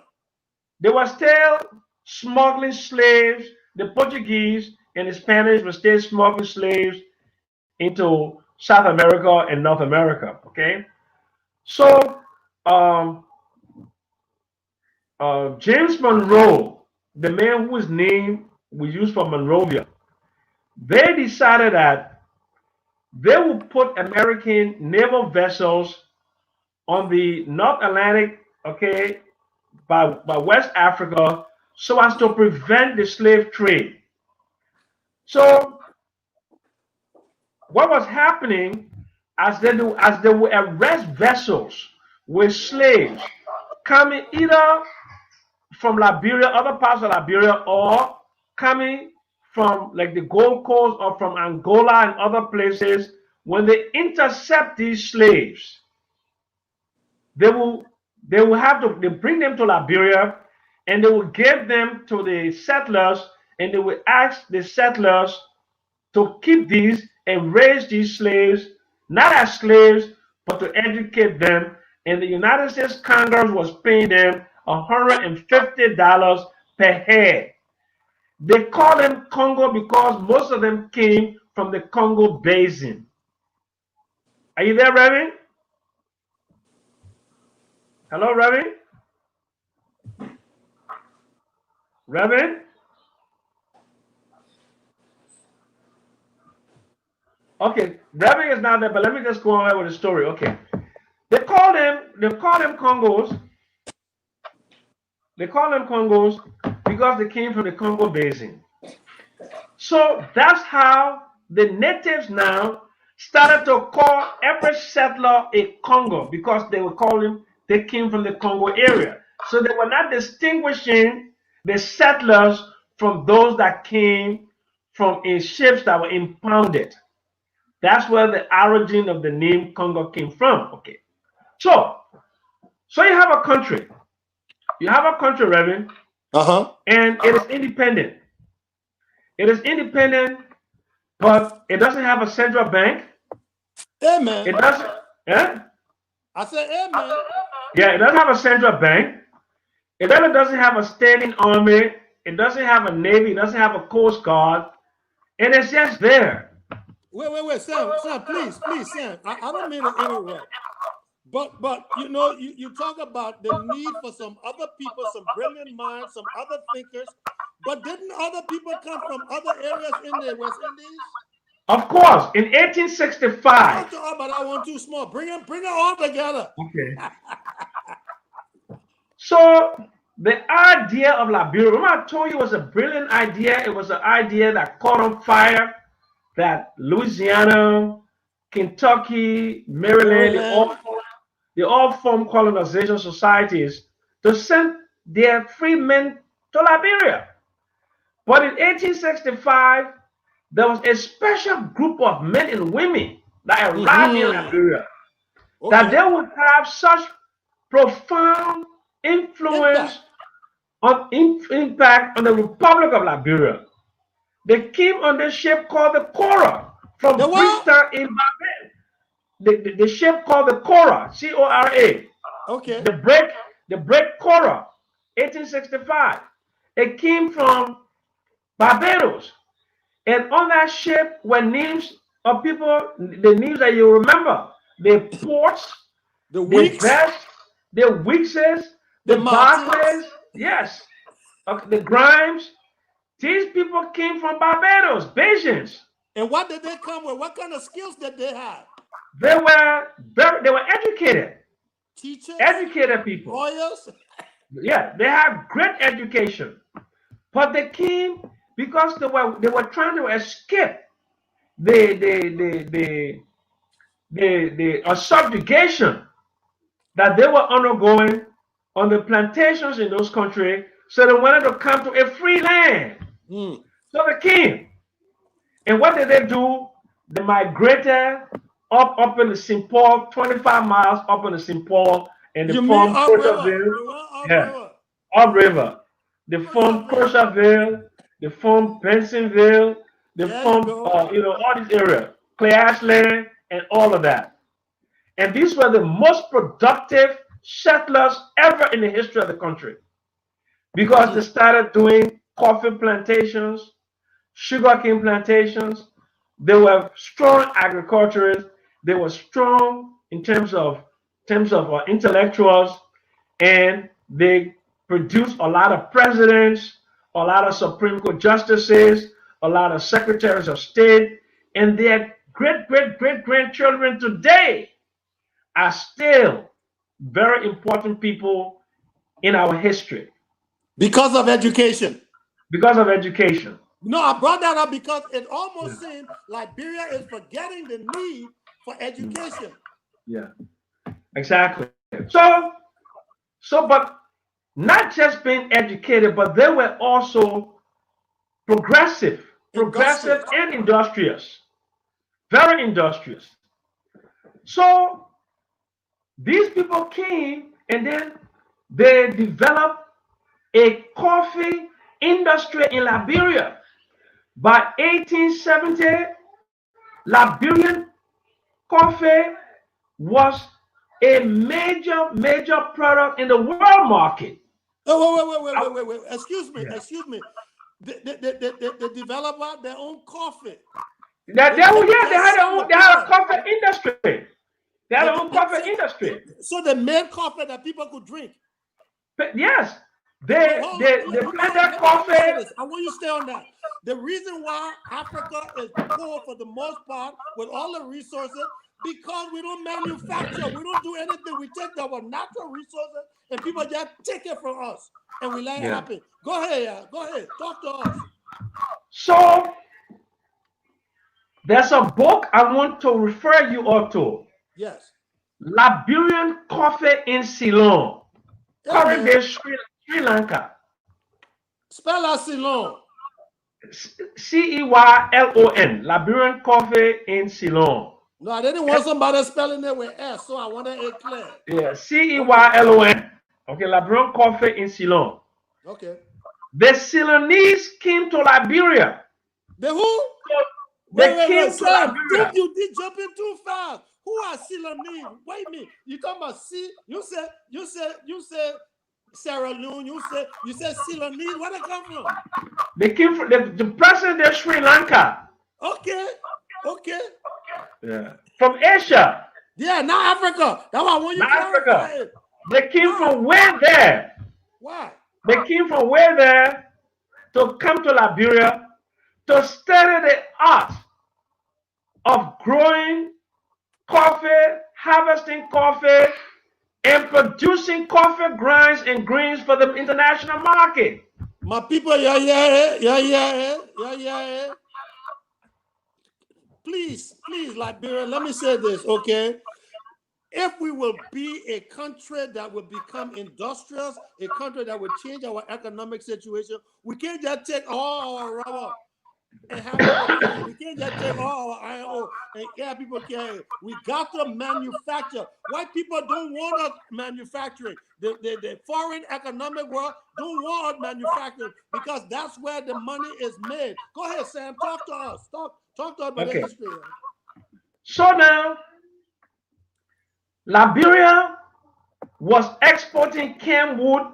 Camwood is a kind of tree that the Germans needed to make dye, so they could do what? So they could color the cotton fabric, because the natural color of cotton is white. So in order to dye cotton to make it in different colors, you need camwood. So Liberia was exporting cassava, Liberia was exporting palm oil, Liberia was exporting coffee, Liberia was exporting cocoa, Liberia was exporting wild rubber. Liberia was just a great place to trade. So Liberia, by 1869, before President Ross took over, the Germans came in and they had Warman and Company, a German, just like the OAC. Remember we were growing up, remember OAC? Or the British East India Company that left Britain and went to Asia to do trading. So Warman and Company was there to be the agent for German commerce in Liberia. And Germany at that time was Liberia's largest trading partner. Wow. And Liberia did not have a bank. So Warman and Company was the company that was saving Liberia's money. It was acting as the de facto banker for Liberia. Wait. You said we did not have a bank. So who was serving as our bank? Warman, one of the companies called Warman and Company, a German trading company. They were acting as the de facto central bank of Liberia. Wow. So when Raw became president, Raw said, no, we can't be doing this kind of thing. We need to have our own bank. So when he was inaugurated, Raw made a hell of a speech. He said, like Bama J.K. Anderson, I'm sure you heard the name. Yes, I heard the name. Bama, an explorer. Yeah. Explorer. He had already gone as far as Macedonia, okay? And Liberia territory extended all the way into present-day Guinea. Wow. Present-day Sierra Leone, the Galinas. Liberia extended beyond into Taboo. Okay? Across the Kavala into Taboo. So, 1869, when Roy came to power, and he said when he was inaugurated, Roy decided that he wanted to expand the Liberia control to the rest of his territory. And he needed money to do that. And he wanted to have a central bank. And he wanted to consolidate the trading architecture. But Raw was an imperfect individual. He was a corrupt individual. Raw asked the national legislature for him to secure a loan of $500,000 from some bankers in Great Britain to use to expand the Liberian territory, to build roads and other stuff. He sent his Secretary of State, Hillary R. Johnson. Guess what happened? The man went to Britain and they met a guy called David Chimery. David Chimery was the honorary consul for Liberia there. So when they went to the British bankers were talking, and then Raw said, wait a minute, but they've been taking too much time for their money business. Let me get on the boat, let me go there. So Raw got on the boat and went and followed Johnson. So they negotiated, and apparently they decided to steal most of this money. So David Chimery, E.J. Roy, Hillary R. Johnson, all these people here, what they did was, they went and the finance company said, okay, we'll give you the money. But all of the 500,000 were discounted. I mean, when I gave you 500,000, with all of the charges for this loan for the number of years, you will pay it up front and will subtract it from the value of the loan. Will also your percentage number of payments you have to make will take it out. So instead of the Sam. I'm sorry. You said they're stealing business and not just now? yes, of course. Wow. Yeah. Go ahead, my brother. Go ahead. So Ron came back to Liberia and announced that they had a $500,000 loan that had been signed for, but the proceeds of this loan were only $200,000.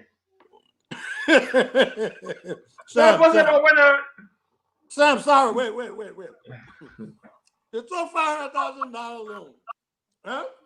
Yeah. Sorry, guys. This is my first me trying to sneak a meal all day.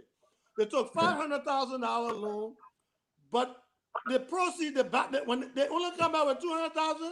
200,000 because the people discounted the loan. They took out the interest payment from the loan. They took out a few years payment on the loan.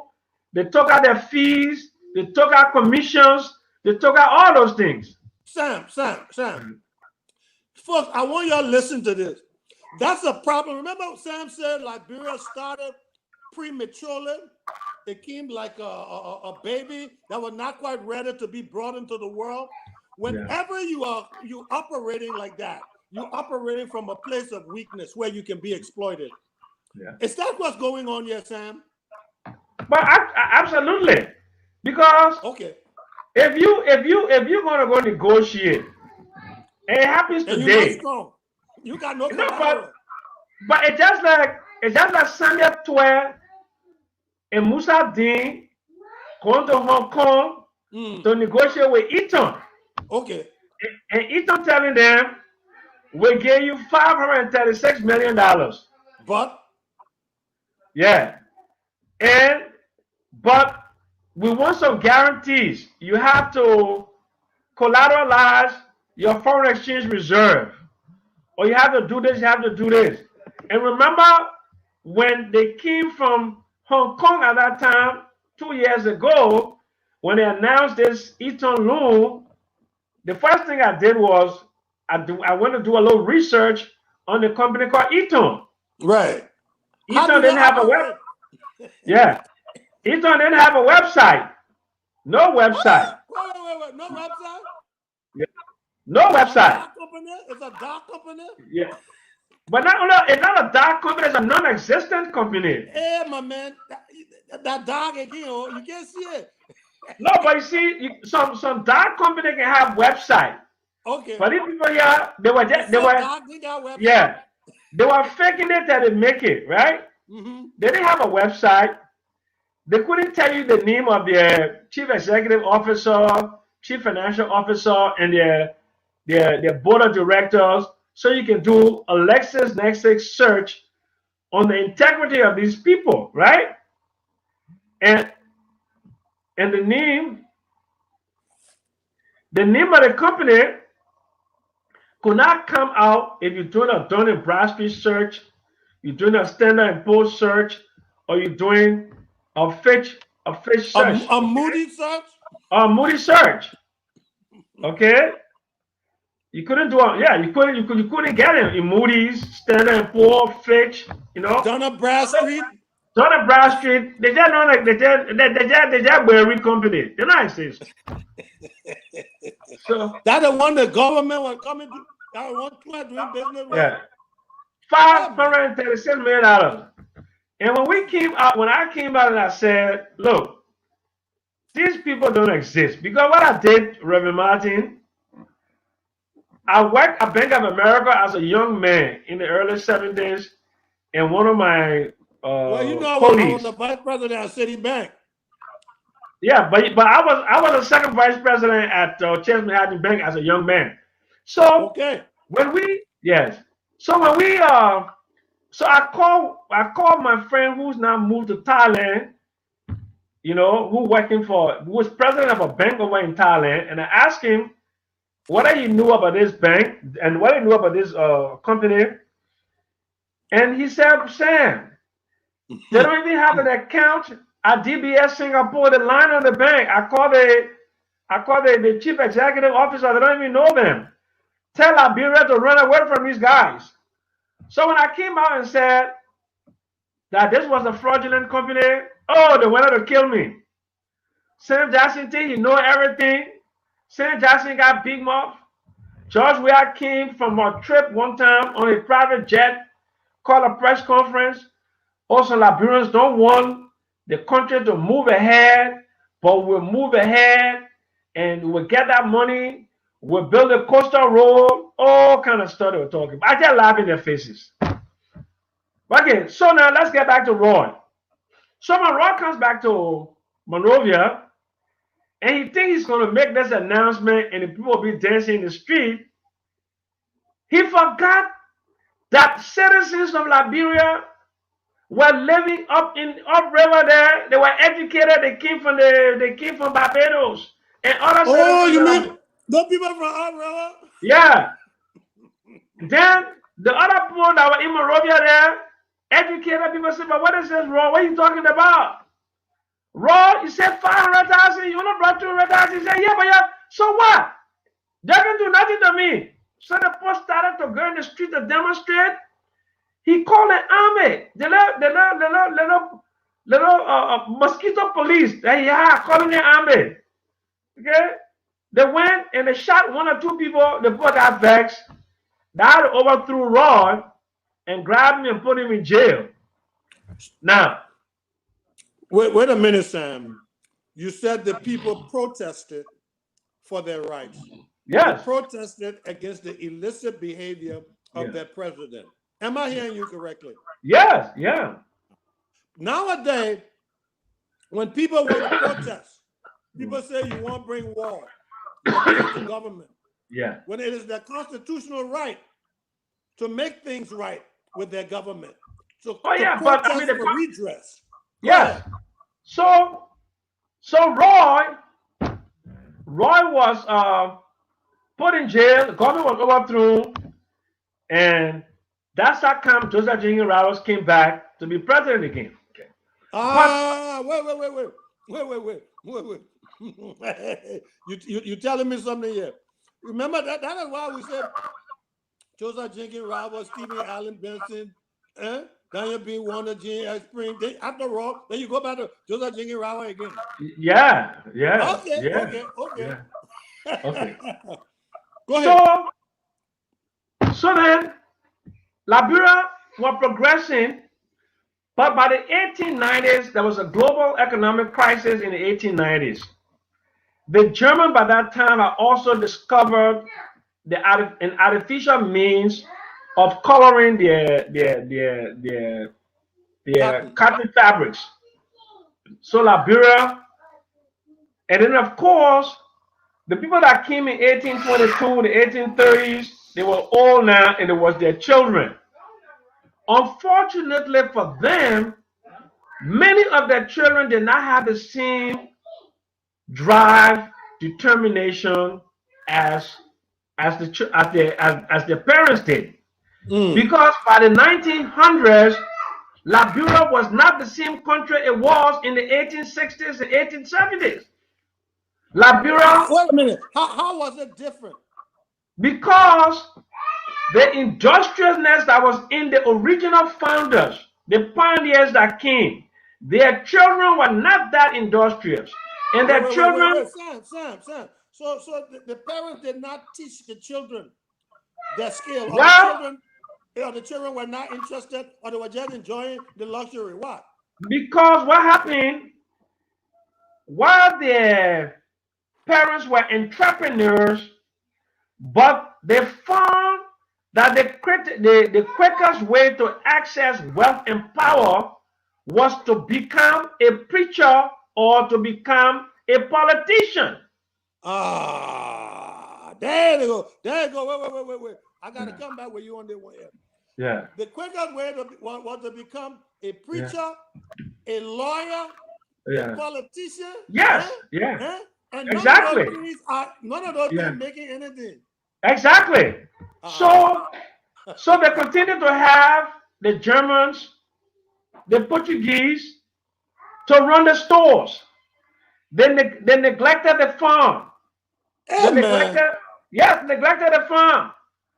But by 1900, Liberia was an impoverished country, and it's been an impoverished country since the 1900. We did not learn the good thing that were working. We abandoned it. We abandoned them, and we abandoned them after one generation. Wow. So now you have everybody going to law school. You have everybody being a preacher, everybody being a Masonic craft, and everybody looking for somebody to do the work for them. Who want work? Somebody to grow your cassava for you. Somebody to grow your edible for you. Somebody to grow. So you are not industrious enough now to build Wealth. agriculture. Agriculture would have been the means for economic transformation. Because Okay. in most societies that got developed, you create surplus in agriculture and you use that surplus for economic transformation. Sam, this class is so good. This class is so good. We've been going on for an hour, 51 minutes. I will see where you would take us within the next 15 minutes, 18 minutes. It would be 10 o'clock. Then we will schedule with the class, and we got over 107 people in class right now. We will schedule with the class for next Friday. Can you do that? Can you reassemble from where we left? Yeah, I will. I will. So we can But let me just accelerate. Uh-huh. By the 1900s, they were so poor now, and they were so lazy. Guess what they started to do? They started to traffic in human beings, slavery. Wait. Is that where the high man business coming from? No, Oh, they were now selling. They were now selling natives to Panama to build a canal. Wait. People who came from slavery, Yeah, who were running away from the degradation, yeah. are now, for economic reasons, selling the indigenous people of the land. Yes, yes, yes. I think you're coming to Marcus Garvey somewhere in this story about our wit. I come to Fernando Poe. I come to Fernando Our Poe. wit. Okay. So the French had the Panama Canal in the 1890s, and they Yeah, sent check this out. Liberia. Let me see your whole face. Let me see your whole face. Yeah, you go. I need you right there. Yeah. Look, I said the French had the Panama. They were supposed to build a Panama Canal. They sent Liberians. I've been to Panama and I met Liberian crewmen and women. As laborers, Yes, cheap laborers. yes. Wait. Then, Are you talking about the Panama Canal? yes. There, the north of Africa? Not North Africa, you mean in Central America. In Central America. Yes. Wow. Yeah. Okay. Yeah, They you were sent sending our them. people. Cheap Yeah. labor. Yeah. They were sending them to German plantations in Gabon. They were sending them to German plantations in Namibia. We And were then selling our brothers. yes. Then they started to send them to Spanish plantations on the island of Fernando Po, which is current day Equatorial Guinea. No. Sam, tell your people this thing one more time. I beg you. Yeah. I'm saying to you that things were so bad. They were looking for loan. 1904, the Barclay administration. They were doing anything, and then now they were so poor. One of their biggest export commodities were human beings. God help us. Yeah. God help us. Elijah Johnson, grandson, Gabriel Johnson, joined all kind of kata operation, joined with Marcus Garvey there, the naming potentate in the early 1920s, you know. Then they started doing all kinds of stuff. When King became president, he couldn't win an election. He stole the election in 1927 against T.R.J. Faulkner. Wait. CDB King stole the election. How did he steal the election? Because there were only 200,000 registered voters. Okay. But when they counted the votes, there were over 800,000 votes. So if you look at the Guinness Book of World Record today, that's the most fraudulent election in the history of the world. Wow. Yes. So it was increased by 400%. 400%. Wow. So Thomas R.J. Faulkner was born in Baltimore, was an African American born in Baltimore. He migrated to Liberia. He was very industrious. He had a light. He had a what they call it in his a light company. He had an ice cream. He had an ice cream factory. And he was a mechanical engineer doing all kinds of things. And he was friends with Dito Twe. Dito Twe was a crewman that had gone to Harvard and who was a friend of Mark Twain. So he came back to Liberia, and he was in the legislature. So 1927 now, when King manipulated the election, so what Faulkner said, "I'm not taking it." He said, "I'm not taking it." Faulkner said, "I will go and report you to America." Big Faulkner brother, I'll go report you to mom. I'll go tell mom. Yeah. Faulkner came and he went. He had contacts at the Baltimore Sun. At that time, one of the most wide-reaching black newspaper in America. And he complained to them. He said, "But not only are these people stealing an election, but they are also engaging in slavery." Yes. Because her friend Dito Twe was already taking notes from the crews and the group of boys and girls from their families that they were shipping to Fernandipole. They have been shipping people to Fernandipole since the early 1900s, but in the early 1920s, there was so much, they were treating the Liberian workers in Fernandipole so badly. The international system said, "But y'all can't be doing this." So that time there, King tried to stop it. The president before King, Howard tried to stop it.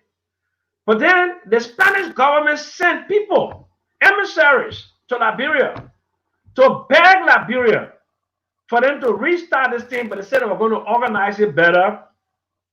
And to restart what thing? To restart what thing? Sending the slaves, sending Liberians to Fernandipole. Because please, we want some more. Yeah, because the original inhabitants, the booby people on the island of Fernandipole were just like the Indians that Christopher Columbus met when he came to Hispaniola. Yes, they were not that strong. They were weak. Okay, and the booby people they died out too because of the interaction with the Spaniards. So they sent 3 men to Liberia who represented the Spanish planters. They were like the Spanish Cocoa and Coffee Planter Association, mostly Coffee Planter Association. And they came and they said, "We'll organize the thing, but this time we're going to form recruiting agencies." And the recruiting agencies, Ali Yancey, Samuel Ross, and all these guys from the area there, they formed their company and they started to just aggressively send more people to Fernandipole. And they sent Gabriel Johnson, who was Elijah Johnson's grandson, they sent him as the Liberian Council in Fernandipole so he could oversee the Liberian workers' interest in that country. But he was a part of the whole cabal, so he was not going after their interest. Okay.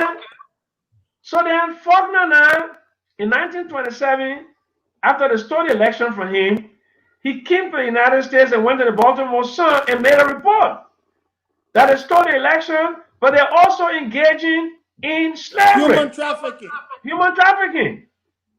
So then the Americans got concerned when they saw the report. There was a Episcopal priest from the Southeast who was in America at that time, who went to the State Department to confirm that yes, a lot of crew boys and grabber boys were being shipped out of Liberia and sent to Fernando Po. Hold on, They were Sam. Hold on, Sam. So here is a priest going to the politicians in America, the powers that be, to speak for the degradation that's happening to his people at home in Liberia, right? Exactly. I still don't understand Liberians when preachers speak against the tragedies, the lives lost, when you mean treatment to other Liberians and the illicit behavior of government, people get mad at preachers like me who speak against it. But you think they're gonna stop me? I don't care. Go ahead, Sam. So there was a white American Episcopal priest. So now the Americans now were concerned, but now this is not a black man or Liberian who has a fish to fry in the business, but this is somebody with no fish to fry, and he is confirming. So the American government sent a strong cable through their, at that time they used to call it legation, the American legation in Liberia, the American embassy. That was Western Union. Yeah. So they sent the cable and they demanded to know what was happening. Because they demanded to know what was happening,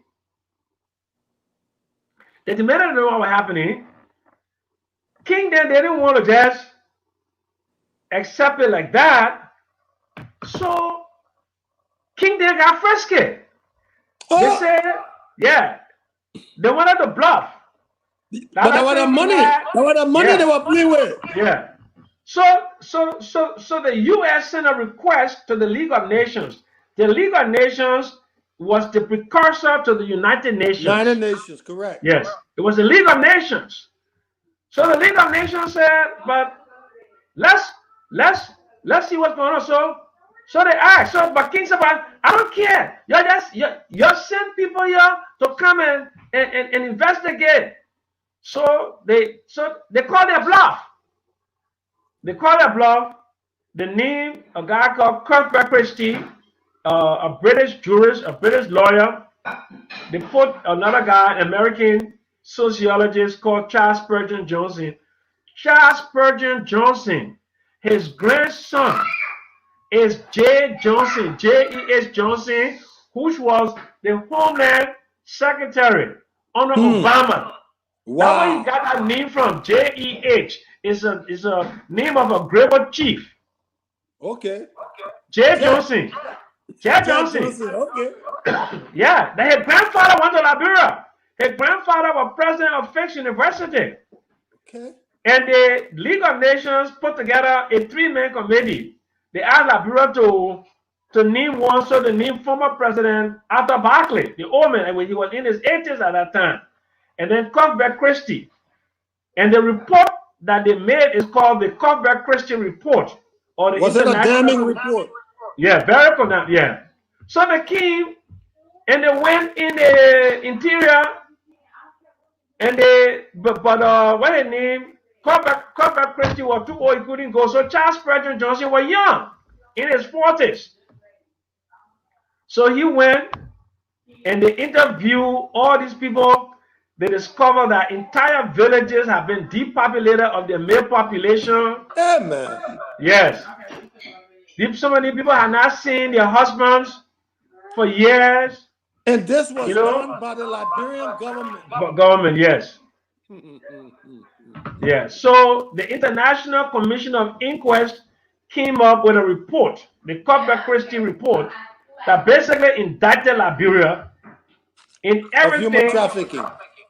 But they didn't use the word slavery, but they said what was being practiced in Liberia approximated slavery. And because of that, King was asked to, King resigned, and his vice president resigned. That's how Edwin J. Barclay took over the country, took over the presidency. Wow. Yes. You know, Sam, I gotta tell you, we got well, we what time is it? We got 4. We got 5 more minutes. I don't know Okay, how great. you want to Okay. end it. Whatever you stop, we're gonna take a note of it and we'll take off from there next Friday. Class, I Okay. want you to listen. Sam Jackson, you're right. He is knowledgeable. He knows what he's saying. Sam, look, show your book. I want to promote your book just one time here Well, before you leave. okay, I left upstairs, but the book is on Amazon. It's called Reach. Rich Land, Poor Country. And we can just basically stop here. Let me explain something to the audience. Liberia, if you look at the lay of the land, the topography, if 43,000 square miles, Reverend, 43,000 square miles, a very fertile land, sitting on the North Atlantic Ocean, not the Atlantic Ocean, West Africa, Atlantic Ocean, 350 miles. Imagine what 350 miles of ocean property would look like in any country in the world, Reverend. Eh? 350 miles of coastline, hotels, casinos. I know you don't like casino, Reverend, but I'm saying It's all right. It's all right. That's those who do. Go ahead. yeah. But I'm saying you have tourist areas, you have beachfront properties, you have condos, you have all kinds of water sports, parasailing, water skiing, all kinds of things, all the way from Cape Mount to Cape Palmas. And that's a whole industry that I can employ at least 200,000 people, Reverend. Look at 43,000 square miles in the 15 counties. The whole Northwest. You can produce enough rice there to feed West Africa. Enough rice to feed West Africa. Rice milling machine. You can buy it for less than $100,000 on Alibaba. You can grow the rice. You can package it. You can warehouse it. And you can sell that rice, Reverend. Sugar cane in the southeast, you can grow it, you can crush it, you can make ethanol. 10% of all fuel sold in the United States of America has 10% ethanol in it. Wow. You can, the gold and the diamond that we have, that gold now is our largest primary commodity export. Almost $200 million a year. But that money does not come back to Liberia. Okay. We've been producing rubber since 1926, but we do not have a rubber processing plant in Liberia to make even the plastic Latex, are taken from. latex glove for Ebola.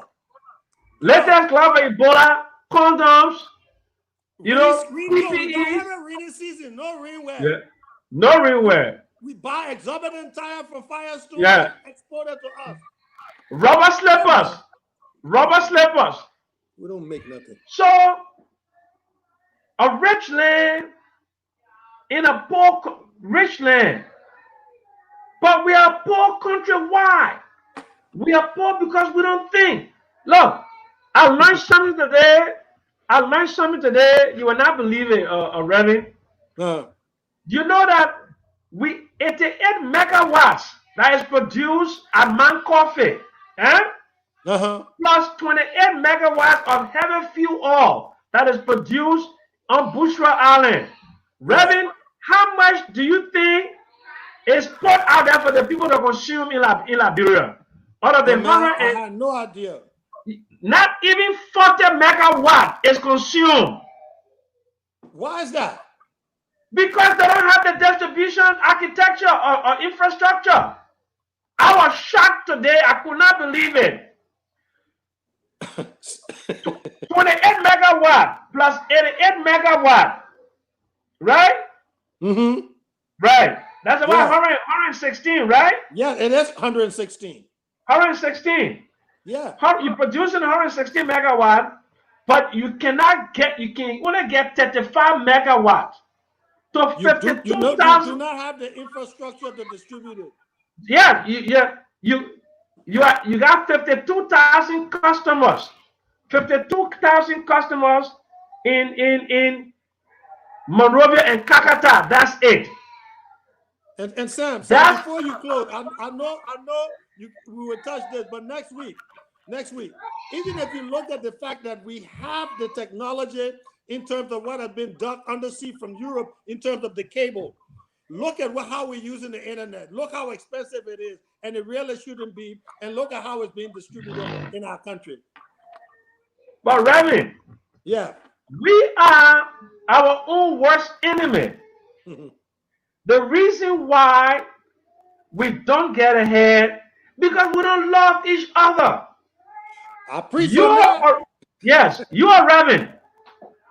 If we love each other, if we love each other, Reverend, that because if the Bible said what charity, right? I mean, you can It say it begins better than where? me. Where does Huh? it begin? At Yes, home.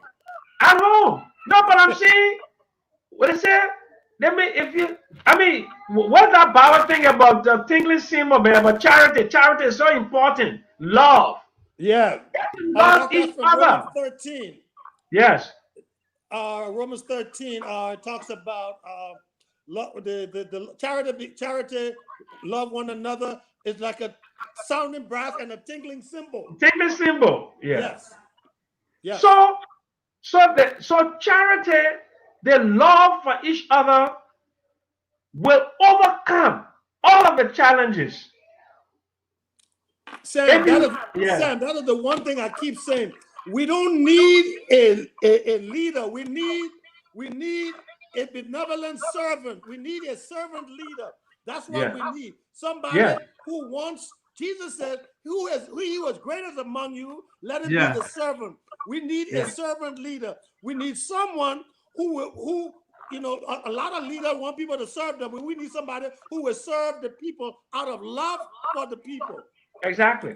And and if we love each other so much, we will want the best for all of us. You know, and I mean, I've been around many leaders in Liberia. Talbot, Joe, Taylor, Ellen, and then I've seen George Weah. They all have one characteristic in common: selfish. Of all my mother's children, I Yeah, love myself the yeah, best. And yeah. when I The get one, my stomach full, yeah, I yeah, don't care for the rest. yeah. They all want the best food, the best car, the best everything. They want to live such a life, you know, and they don't care whether the rest of the population eat. Because if you care so much about the population to eat, you will make sure we grow enough food. Because growing enough food is not rocket science. It's not rocket science to grow food. It's Sam, not Sam, rock. Sam, Sam, Sam, Sam. Ladies and gentlemen, tonight we've been listening. We've been listening for quite a while, 2 hours and 13 minutes. So Samuel P. Jackson, MSc candidate, London School of Economics and Political Science, author of Rich Land, Poor Country, a son of the soil of the Republic of Liberia, my good friend. We share the same DNA. Now, Sam, what is this MSc candidate from the London School of Economics? Tell me about it before we close. Okay, you see, the thing is, I already have a graduate degree in business administration and international You an development, erudite right? scholar, we know that. Yeah. So, but what I wanted to do, I wanted to specialize in something that I know is important for Liberia, which is infrastructure. So I'm doing a concentration on infrastructure and social equity. Because if you build infrastructure, especially physical infrastructure like roads, electricity, and telecommunications, you can build a modern economy. So That is the reason why I'm doing a concentration on infrastructure and social equity. Because without infrastructure, we cannot have social cohesion. We can't do value addition. We can't expand economic output. We can't improve education. We can't have laboratories. We can't have think tanks. We can't process agricultural output. We can do nothing without infrastructure. Infrastructure, the lack of roads and electricity, those are binding constraints to economic growth and development. So I wanted to see how I can gain enough knowledge so I can drive private sector investment into Liberia to develop infrastructure. So my goal is to develop a private equity fund, right? Okay. And if I do it right, I want to raise about $1 billion in 5 years. $1 billion in 5 years, that would be my legacy for Liberia. And that $1 billion there would be based upon equity. Equity. I will go to people and I will do a business case for private sector investments in Liberia infrastructure. For Amen. example, I will go into building of dams to build our capacity, to build our output. Then I will go to see how we can unpack that by bringing in the distribution and transmission architecture. So along the way, you will have independent power producers, and then you will have distribution and transmission companies, and then you will have marketing companies. So Jobs, along jobs, jobs, jobs, jobs. yeah. So along that whole value chain, you will be building Liberian wealth. Look at what Liberia is doing. You know what Liberia is doing? Liberia is building transmission lines from La Cote d'Ivoire. La Cote d'Ivoire has excess power. There's something called the West African Power Pool. They're bringing in the power. And guess what we're doing? We're using our foreign exchange. We undermining our balance of payment by sending foreign exchange to pay for electricity that is produced in La Cote d'Ivoire. They call it the West African Power Pool. Yes, doesn't make any sense for somebody to produce power in their own country. Then you use your foreign exchange and you pay for that power.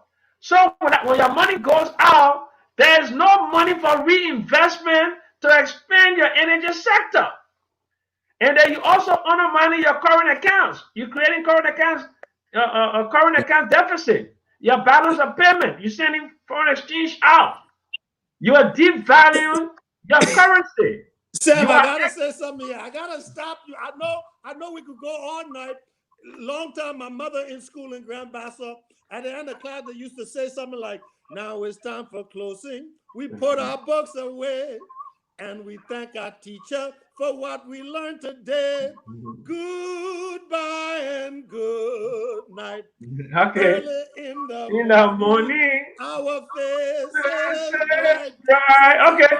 Sir Thank you very Jackson, much, ladies and Sir gentlemen. But Jackson, thank you I very know much. where we stopped, right down where we stopped. I want to thank the hundreds of you who took time to be on tonight and commend Mr. Jackson for his knowledge. And I want to thank even those who came on, one or two people who came on attacking, not knowing what they're attacking. I want to thank you too, because that means you were paying attention. And maybe if you stay long enough, you will learn something. Reverend Martin, Yeah. one of them asked me, what did I contribute? I wrote a whole 600-page book. Then he said, what did I want to contribute? open with that next week, because you see, people don't Yeah, know. it's funny. I wrote a book. A book, 600 We don't pages. read. That's why we got talk show. No, Okay? but the man is asking me, what is my contribution? And the purpose of what we're doing tonight is to tell people I wrote a book. The book is 600 pages. So if somebody wrote a 600-page book, that's not contribution to his country? Well, I give you knowledge. First of all, people don't see. I told you right now, we're not interested in learning or education in Liberia. The biggest thing right now is when in the street. people are not taking time to learn. And when people stop learning, they stop earning. And when they stop earning, the nation goes down. We need to focus on education once more in our country. Before we go, Yes. Adam Smith wrote a book, The Wealth of Nations. How can you ask Adam Smith what was his contribution to the world? Huh? You see something wrong with us? The education is not there. How will you ask John Maynard Keynes what was his contribution to the world? How will you ask Albert Einstein what was his contribution to the world? How will you ask Isaac Newton what was his contribution to the world? Gravity. I wrote a book, 600 pages, that gives you the political economy of your country. And I was able to diagram the reason for your poverty to use as a history, blueprint, as a blueprint. So you don't repeat the history in the past. It took me 3 years to write a book. If I was building a house, I would build a house in 6 months. But it took me 3 years of research. And then you sit now on Facebook and asking me, why has been my contribution to Liberia? Well, what is your problem? Rich land, poor people. My brothers and sisters, listen. We will be coming back next week at 7. And next week it will be 7 till 9. It will be 2 hours. 2 hours. We know where we're leaving off right now, Sam. I think we're in the 1920s. Yes. We stopped at Fernando Polo. Okay, we stopped at Fernando Polo tonight. See, I'm in class. I'm paying attention. And I'm taking notes. I want to thank all of you. I want to thank Sam Jackson for taking the time. And ladies and gentlemen, the book is right up there. Rich Land, Poor Country. You can find it on Amazon, right? Yes, sir. Okay, now let me say this, my brothers and sisters. I've been speaking to you, and I told you before, I left Spoon TV because they're no longer, in my opinion, trying to get the voices of the people. They're trying to get one voice. We need to hear all the voices of our people. So I'm asking you, let's open this up. You saw the history class tonight? This is the kind of thing I want to do in Liberia and bring it to classrooms through the internet. In fact, I saw one of the fellows on tonight, Borse, who sent me a very, very, very good contribution. Please, gentlemen, help me to get this station. Help me get this station. It's going to be called the Christian Broadcast Educational Network. The Christian Broadcast Educational Network. You can go right here to, let me put it up. Charles Levi Martin on Facebook. There's a fundraiser. There's a GoFundMe. Or you can send me anything to Cash App. We've already registering the business in Monrovia. Cash App is $C Levi Martin. On Facebook, there's a GoFundMe and there's a fundraiser. It's right there. Give what you can so we can know when people are asking, what did you do for Liberia? You can say, I help get the Christian Educational Broadcast Network with my $5, with my $10, with my $25, with my $30. Stop being a bystander. Get involved. Sam Jackson, thank you for class tonight. Thank you so much, my brothers. We learned so much tonight. And what we're talking about, Liberia's history, past and present. And he's going to take us along with it. I'm glad he's an economist, not just a historian, but he's taking us along the historical economic route, how we got where we are. Any departing words, Sam Jackson? Well, first of all, I just want to tell everybody thank you. I love all of you. Those my detractors, those who love me, those who hate me, I love all of you. There you go. We have one country, and that country, I have a very short time on this earth. Especially for you young people, it is your country, and you need to turn things around. If you don't turn things around, you're not going to have a very good life. Especially those of you who live in Liberia. You need to do something about your current situation. Don't be violent. Don't be abusive, but demand your rights. God bless you. God save Liberia. And you all have a very good evening. I'll see you all next week. Thank you so much, ladies and gentlemen. That's the end of the program for tonight. Next week, we will continue with the history of Liberia, past and present, with the indomitable Sam P. Jackson. I'm calling you Gibson right now. Samuel P. Jackson will be on next week. Sam, you gonna be at the podium for class? Oh, absolutely. Next Friday I'll be here. 7 to 9, ladies and gentlemen. Thank you Yeah. for watching. I praise God for all of you. God bless you. Have a wonderful evening. Thank you.